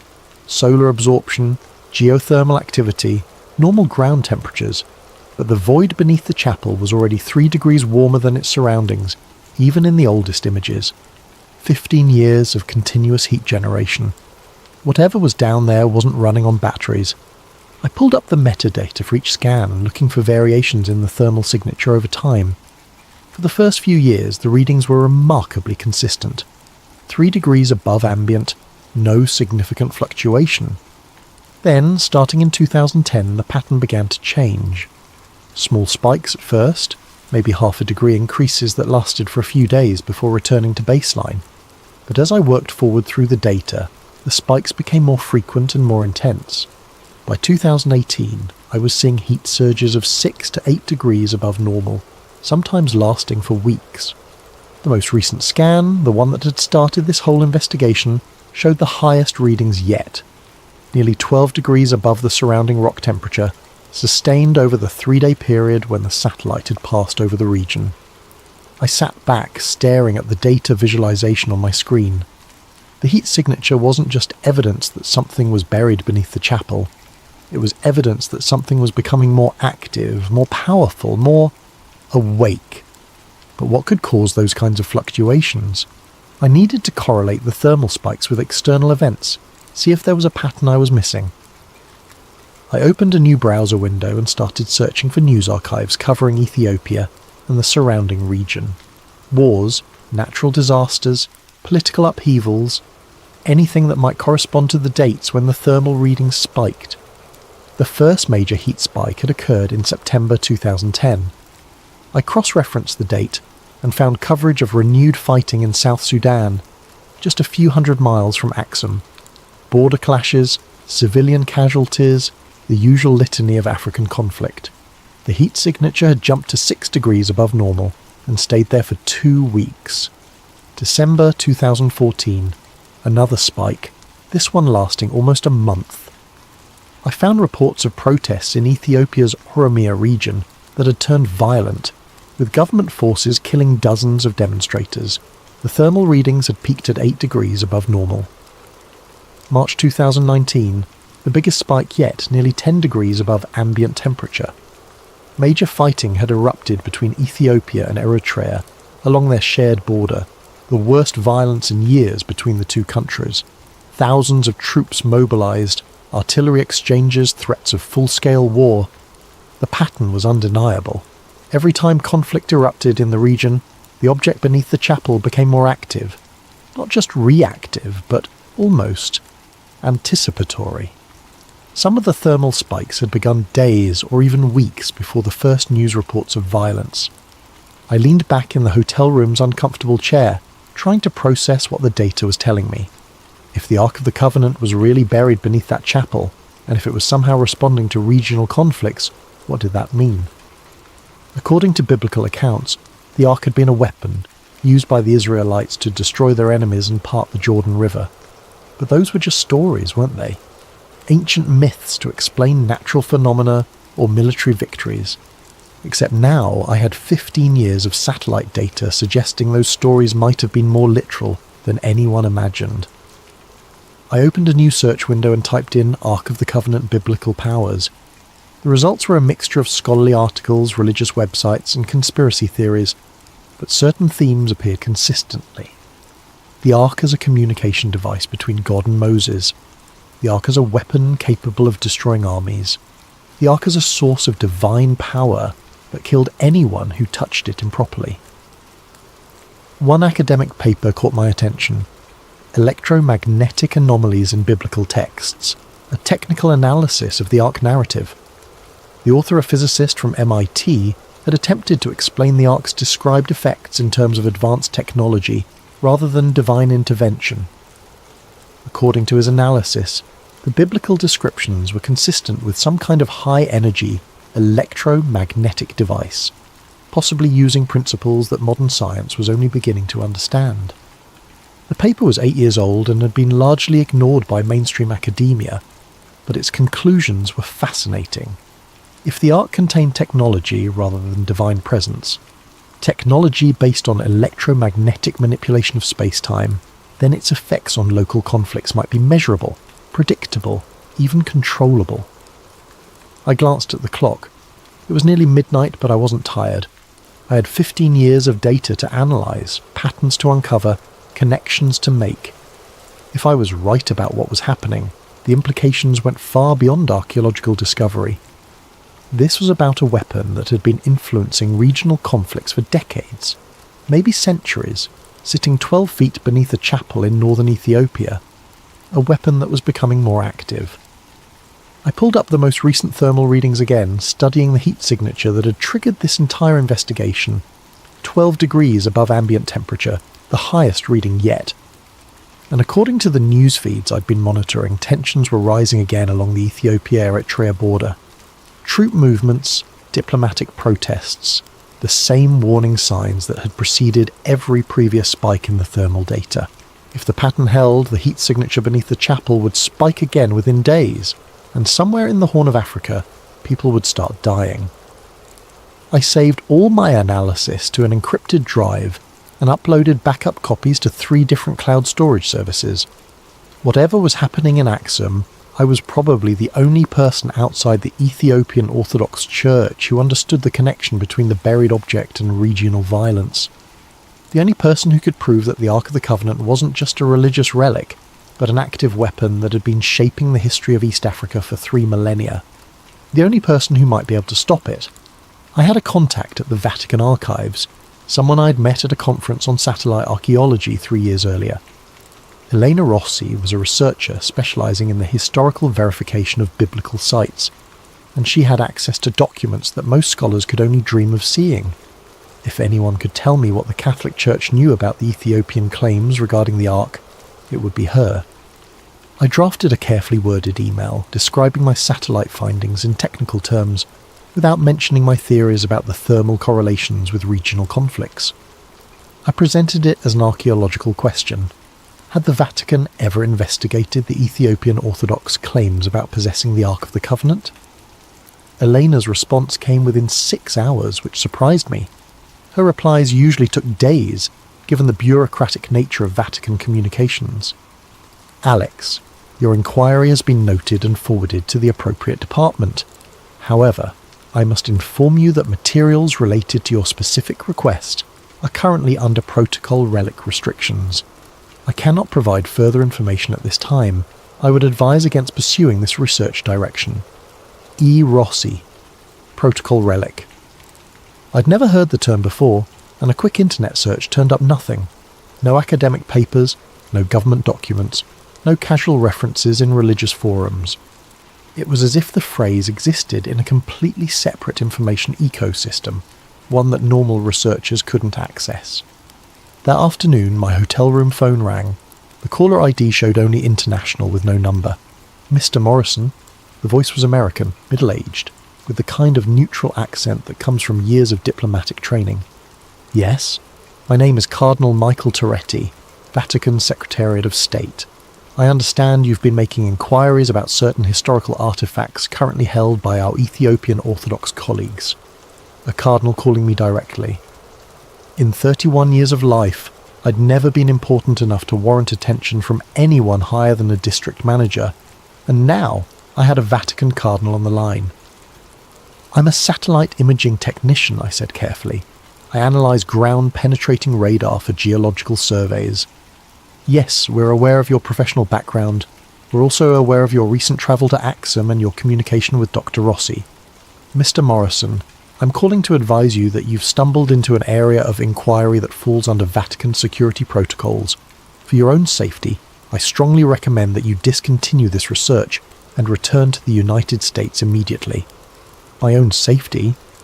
There are historical artifacts that were never meant to be disturbed, Mr. Morrison. Some knowledge carries a price that few are prepared to pay. The Ethiopian Orthodox Church has maintained certain guardianship responsibilities for nearly 3 millennia. That arrangement exists for the protection of all concerned parties. I could feel my heart racing, but I tried to keep my voice steady. What is Protocol Relic? There was a long pause. You're not cleared for that information, nor do you want to be. Take my advice, Mr. Morrison. Book the next flight home and forget whatever you think you've discovered in Axum. Some mysteries are better left unsolved. The line went dead. I sat in my hotel room for a long time after that call, staring at the phone and trying to process what had just happened. A cardinal in the Vatican Secretariat of State, essentially the Catholic Church's Secretary of State, had called me personally to warn me away from my research. Not a local church official, not even a regional administrator, but someone at the very highest levels of Vatican hierarchy. Which meant the Catholic Church not only knew about the Ethiopian claims regarding the Ark, they were actively monitoring anyone who showed too much interest in investigating those claims. They had files on researchers, protocols for managing inquiries, and enough influence to track down a satellite technician in an Ethiopian hotel within hours of his asking the wrong questions. I thought about the Guardian's hollow eyes and his desperate warning, "You don't want what's inside." Maybe he wasn't just protecting the Ark from the world. Maybe he was protecting the world from the Ark. My laptop chimed with a new email notification. The sender was listed as E. Rossi, but the message was clearly not from Elena. Mr. Morrison, this will be my final communication on this matter. Protocol Relic is a Vatican security classification established in 1962 following certain discoveries made during the Second Vatican Council's review of sealed archives. Materials under this classification are restricted to a maximum of 12 individuals worldwide, all of whom hold positions equivalent to cardinal or higher within the Catholic hierarchy. The Ethiopian Orthodox Church has maintained custody of the artifact in question under a formal agreement dating to 1965. This agreement recognises Ethiopian sovereignty over the artifact in exchange for adherence to specific containment protocols established by a joint Vatican-Ethiopian commission. These protocols exist because the artifact exhibits properties that pose significant risks to regional stability when improperly handled or exposed. The Guardian tradition is not merely ceremonial, it serves a crucial containment function that has prevented numerous potential catastrophes over the past several decades. Your thermal analysis data has been reviewed by our technical staff. We are aware of the correlations you have identified. We are also aware of the artifact's increasing activity levels over the past 5 years. A joint Vatican-Ethiopian assessment team is currently evaluating options for enhanced containment measures. This communication will self-delete in 60 seconds. Do not attempt to copy or save this message. Return to the United States immediately and discontinue all research related to this matter. You have been warned twice. There will not be a third warning. I watched the message count down from 60 seconds, trying to memorize every word. When it reached 0, the email disappeared from my inbox as if it had never existed. But I'd learned what I needed to know. The Vatican knew about the thermal correlations with regional conflicts. They'd known for years, possibly decades. And they were worried enough about increasing activity levels to consider enhanced containment measures. The Ark of the Covenant was real, it was buried beneath the chapel in Axum, and it was becoming more dangerous. I needed to get that thermal data to someone who could do something about it. Someone outside the Vatican's sphere of influence. But first, I needed to understand exactly what I was dealing with. I opened my laptop and began typing up a detailed summary of everything I'd discovered. The satellite data, the thermal correlations with regional conflicts, the Vatican security protocols, the Guardian's warning. If something happened to me, I wanted there to be a record of what I'd found. Outside my hotel window, the ancient obelisks of Axum stood silhouetted against the Ethiopian night sky. Monuments to a civilization that had claimed to possess God's greatest gift to humanity. 12 feet below, a simple stone chapel. Something waited in the darkness, growing stronger, growing more active, preparing for something that would make the regional conflicts of the past 15 years look like minor skirmishes. And I was probably the only person outside the Vatican and the Ethiopian Orthodox Church who understood what was coming. The next morning, I made a decision that would change everything. Instead of booking a flight home like the Vatican had demanded, I drove the rental car to a cybercafe in Addis Ababa and uploaded a carefully edited version of my satellite data to Reddit. I chose the r/conspiracy subreddit because I knew it would get attention without being taken seriously by any official monitoring systems. The post was titled, "Weird Thermal Anomaly Under Ethiopian Church. Anyone know what this could be?" I included 3 of the clearer thermal images showing the heat signature beneath the Church of Our Lady Mary of Zion, along with GPS coordinates and a brief description of the geometric void. I deliberately left out any mention of the Ark, the Vatican communications, or the correlations with regional conflicts. To casual readers, it would look like a curious geological anomaly discovered by a satellite technician who was genuinely puzzled by what he'd found. The post got 17 comments in the first hour. Most were jokes about ancient aliens or government cover-ups, but a few showed genuine technical interest. One user with apparent geology credentials suggested underground geothermal activity. Another pointed out that the heat signature was too localized and too geometric to be natural. I was reading through the comments when my laptop screen went black. Not a normal shutdown or crash, but an instantaneous cut-off as if someone had yanked the power cord. Except the laptop was running on battery power and the charging light was still on. The screen stayed black for maybe 10 seconds, then flickered back to life showing the Windows startup sequence. When the system finished rebooting, my Reddit post was gone. Not deleted with a moderator message, not removed for violating community guidelines, but completely absent as if it had never existed. My browser history showed no record of visiting Reddit. The thermal images I'd uploaded weren't in my recent files folder. Someone had remotely accessed my laptop and scrubbed all evidence of the post, while leaving everything else untouched. I sat in the internet cafe for a long time, watching Ethiopian families use the other computers to video chat with relatives abroad and university students researching papers. Normal people living normal lives, oblivious to the fact that I'd just learned something terrifying about the reach and capabilities of whoever was monitoring research into the Axum artifact. They had hacked my laptop remotely, selectively deleted specific files, and removed all trace of my Reddit post within hours of its publication. This wasn't just Vatican influence or church pressure. This was signals intelligence, cyber warfare capabilities, the kind of resources that only major governments or international intelligence agencies could deploy. I paid for my computer time and walked back to the rental car, feeling like I was being watched even though the street looked perfectly normal. Addis Ababa traffic flowed around me with its usual chaotic energy. Buses packed with passengers, merchants pushing handcarts loaded with goods, children selling bottled water at red lights. But someone in that crowd could be monitoring me. Someone with access to satellite feeds and facial recognition software, and the authority to scrub information from major social media platforms in real time. That night, back in my hotel room in Axum, I made backup copies of all my remaining data and hid them in 3 different locations around the town. One encrypted drive taped under a restaurant table where I'd eaten dinner, another hidden in the base of an ancient obelisk in the archaeological park, the third buried in a plastic bag near a tree outside the Church of Our Lady Mary of Zion, as close to the chapel as I could get without being seen.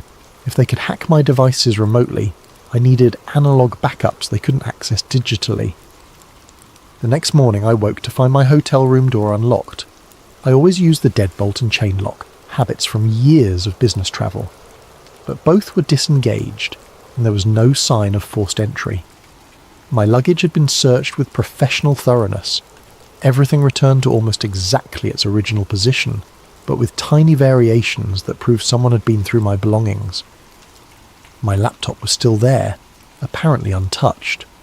My cameras and field equipment were undisturbed, but the encrypted drive where I'd stored copies of the satellite data was missing from the hidden compartment in my suitcase. They'd taken only what they needed and left everything else to maintain the illusion that nothing had happened. Except they'd made one mistake.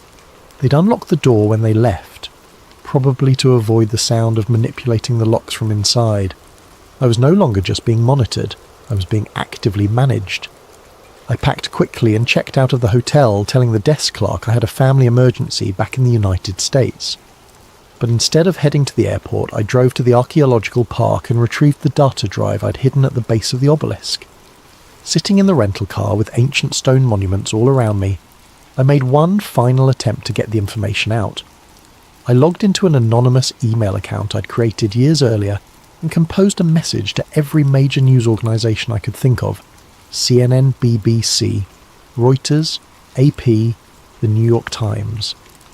The subject line was simple: evidence of active electromagnetic anomaly at claimed Ark of Covenant site in Ethiopia.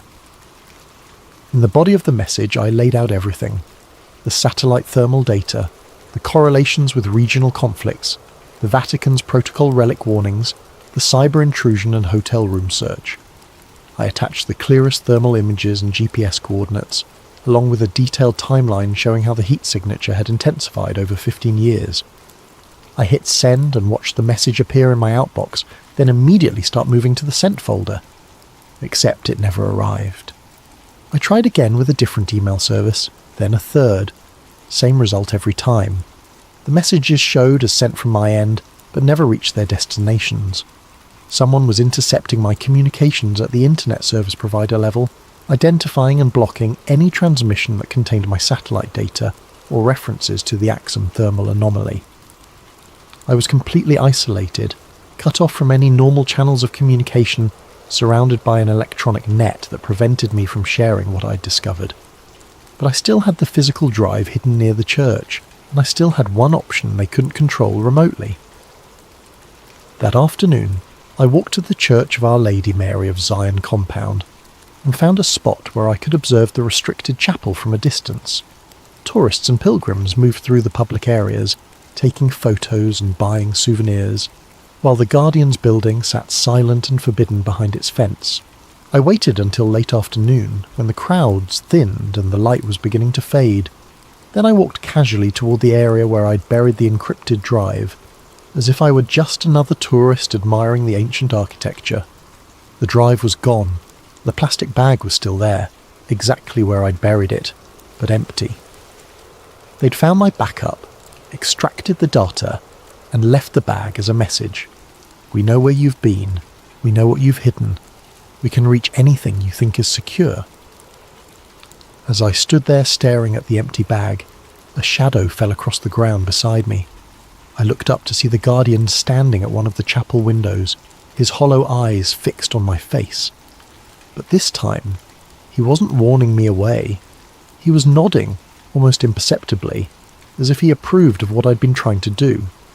Then he pointed downward, toward the ground beneath my feet, and mouthed a single word I could read clearly even at 50 yards distance. Soon! I flew back to the United States the next day, but I never made it to my apartment in Denver.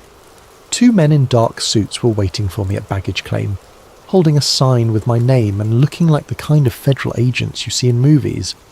"Mr. Morrison, we're with the Department of Homeland Security. We need to speak with you about your recent travel activities." They escorted me to a windowless room in the airport security section, where a third man was waiting with a thick folder and a digital recorder. "I'm Agent Phillips," the older man said. "We understand you've been conducting unauthorized intelligence gathering in Ethiopia, specifically related to sites of religious significance to our Ethiopian government partners. I'm a satellite imaging technician. I analyze geological data for mining and construction companies. We're aware of your professional background, Mr. Morrison. We're also aware that you've been making inquiries about classified materials with Vatican contacts, posting sensitive imagery to social media platforms, and attempting to contact media organizations with what you claim is evidence of electromagnetic anomalies at Ethiopian Orthodox Church sites. They knew everything. Not just my activities in Ethiopia, but my attempts to share the data, my communications with Elena Rossi, even my failed Reddit post.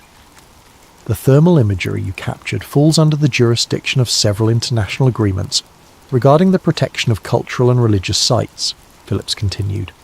"Specifically, it relates to a joint Vatican-Ethiopian cultural preservation protocol that supersedes normal academic or journalistic access.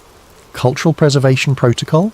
The Ethiopian Orthodox Church has requested that certain sites be protected from unauthorized analysis or exposure that might damage their religious significance or cultural integrity. The Vatican has agreed to help enforce these protections as part of ongoing interfaith cooperation initiatives. It was a lie, of course. They weren't protecting cultural sites. They were suppressing evidence of something that posed a much more serious threat.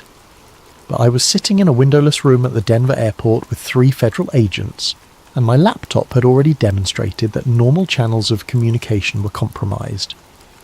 "We're prepared to offer you a choice, Mr. Morrison," Phillips said. "You can sign a non-disclosure agreement regarding your recent research activities, accept reassignment to a different geographical focus area within your company, and continue your career with no further complications. Or we can discuss this matter with your employer, your security clearance sponsors, and potentially with federal prosecutors who take a very dim view of unauthorized intelligence activities in sensitive foreign locations." I stared at the folder on the table between us, thinking about the Guardian's hollow eyes and his final gesture toward the ground beneath the chapel. Thinking about 15 years of thermal data showing an ancient weapon growing stronger, more active, more dangerous. What happens if I sign? You return to your normal work assignments. You avoid any further research related to Ethiopian archaeological sites. You don't discuss your recent findings with colleagues, media contacts, or internet forums. In exchange, we ensure that your employer receives a positive assessment of your professionalism and discretion during this culturally sensitive assignment. And if I don't sign? Phillips opened the folder and showed me the first page. It was a letter from Orbital Dynamics Human Resources Department, dated that morning, informing me that my employment had been terminated due to misuse of company resources for unauthorized personal research projects.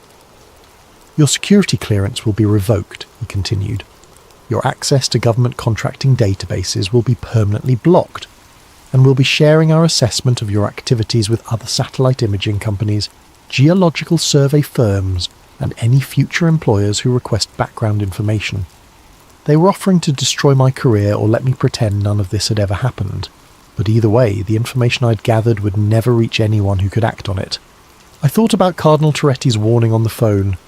Some knowledge carries a price that few are prepared to pay. Maybe this was the price. Professional destruction, isolation, the slow erasure of everything I'd worked to build over the past decade. I need time to think about it. You have until we finish processing your luggage, 20 minutes, maybe 30. 20 minutes to decide whether to sacrifice my career for information that no one would believe, no one could verify, and no one was allowed to investigate.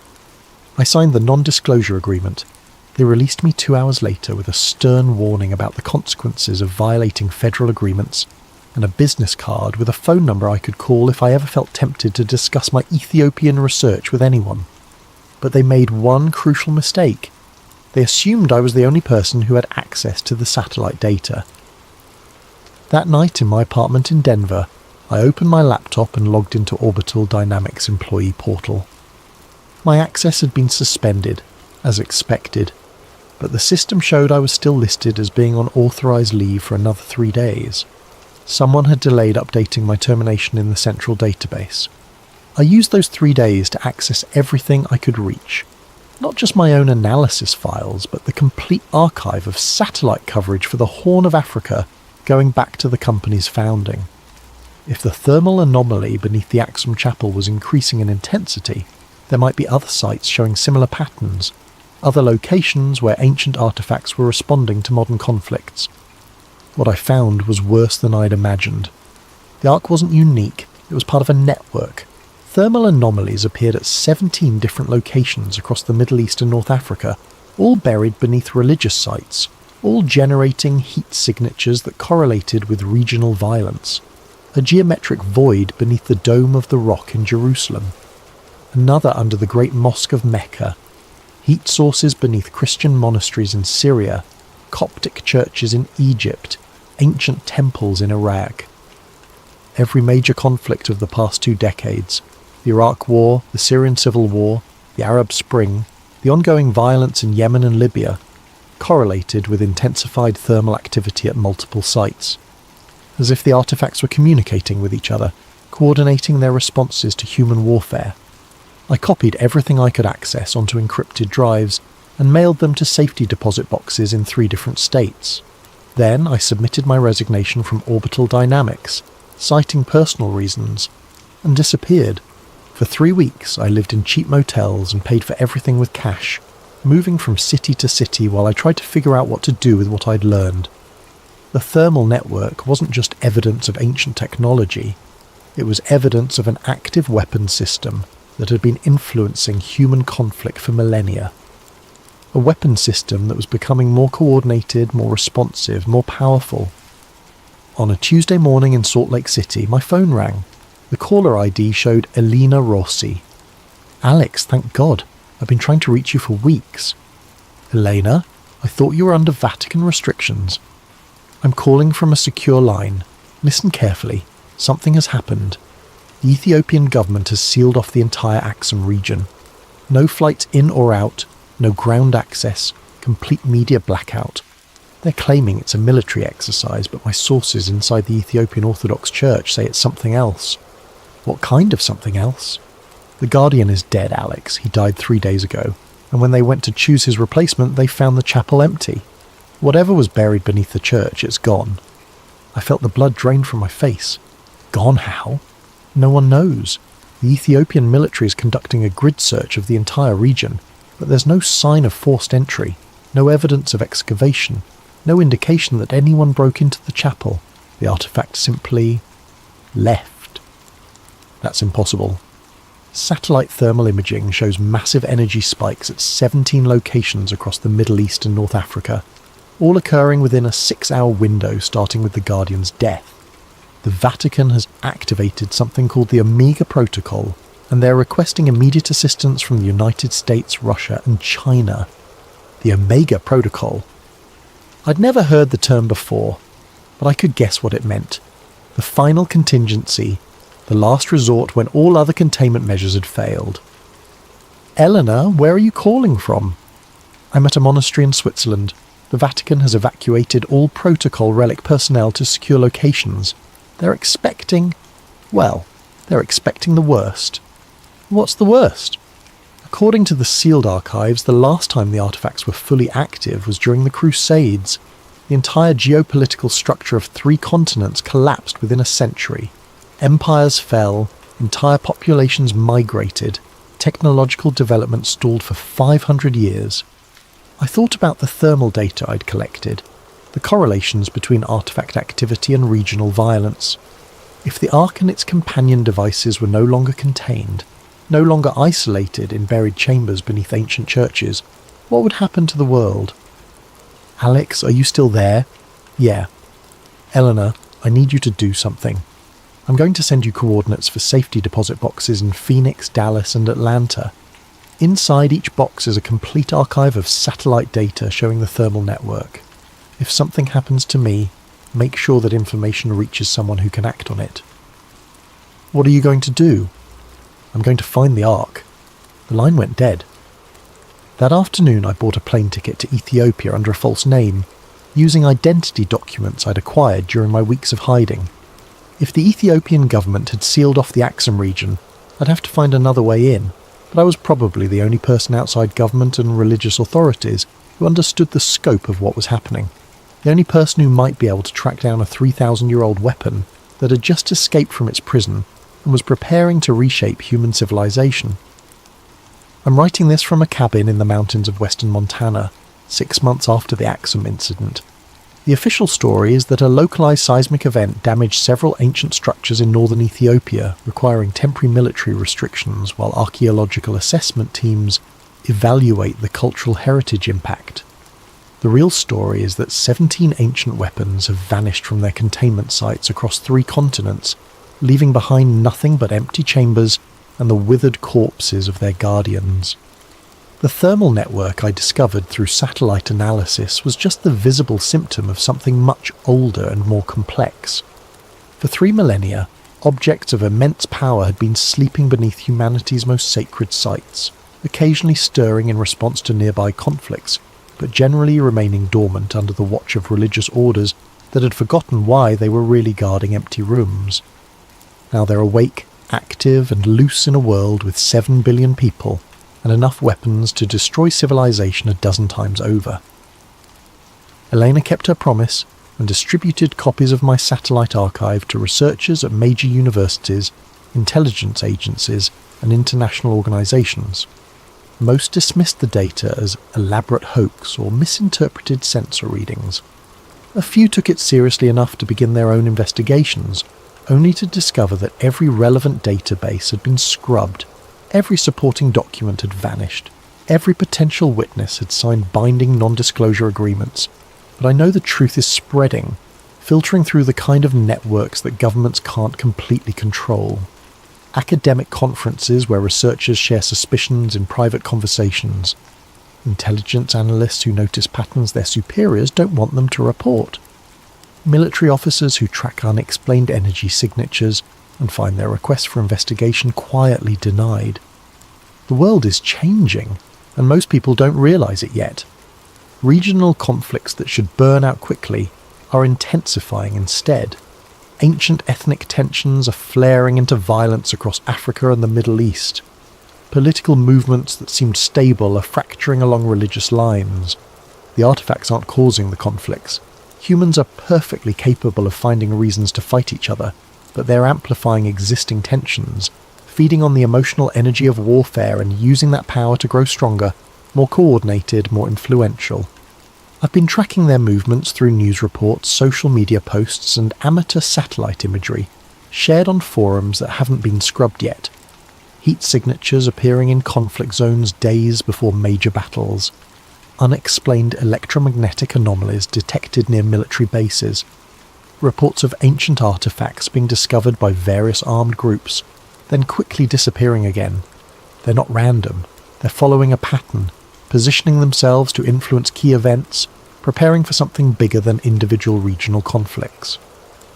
Last week I received an encrypted message through a routing system so complex I couldn't trace its origin. The text was simple. The Covenant was not meant for one people or one place. It was meant for all people, all places when the time was ready. The time is now ready. Choose wisely. Choose wisely, as if I have a choice in whatever's coming.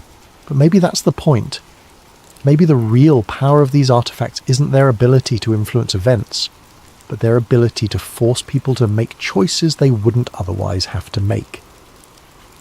The Guardian at Axum spent decades watching over something that was slowly killing him, but he chose to stay, chose to maintain the containment protocols, chose to warn me away from dangers I didn't understand.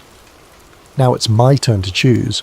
I could destroy this account, burn the remaining evidence, disappear completely into a life where none of this ever happened. Or I can keep tracking the artifacts, documenting their movements, building a record of what's really happening as the world stumbles towards some kind of transformation it doesn't see coming. The cabin where I'm staying sits on 40 acres of isolated mountain forest, far from cities and conflict zones, and the electromagnetic networks that seem to attract the artifact's attention. But even here, on clear nights, I can see strange lights moving across the sky.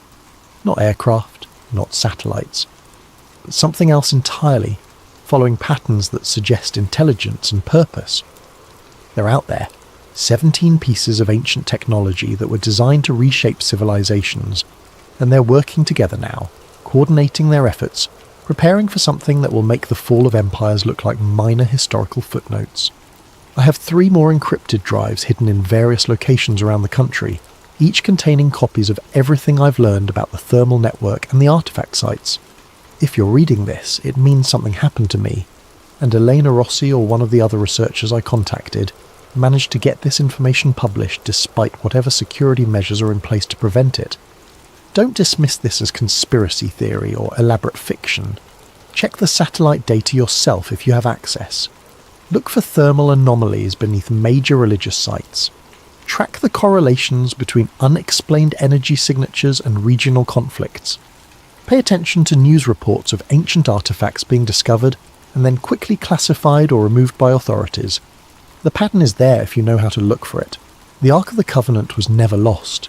It was never just sitting passively in some forgotten chamber, waiting to be discovered by archaeologists or treasure hunters.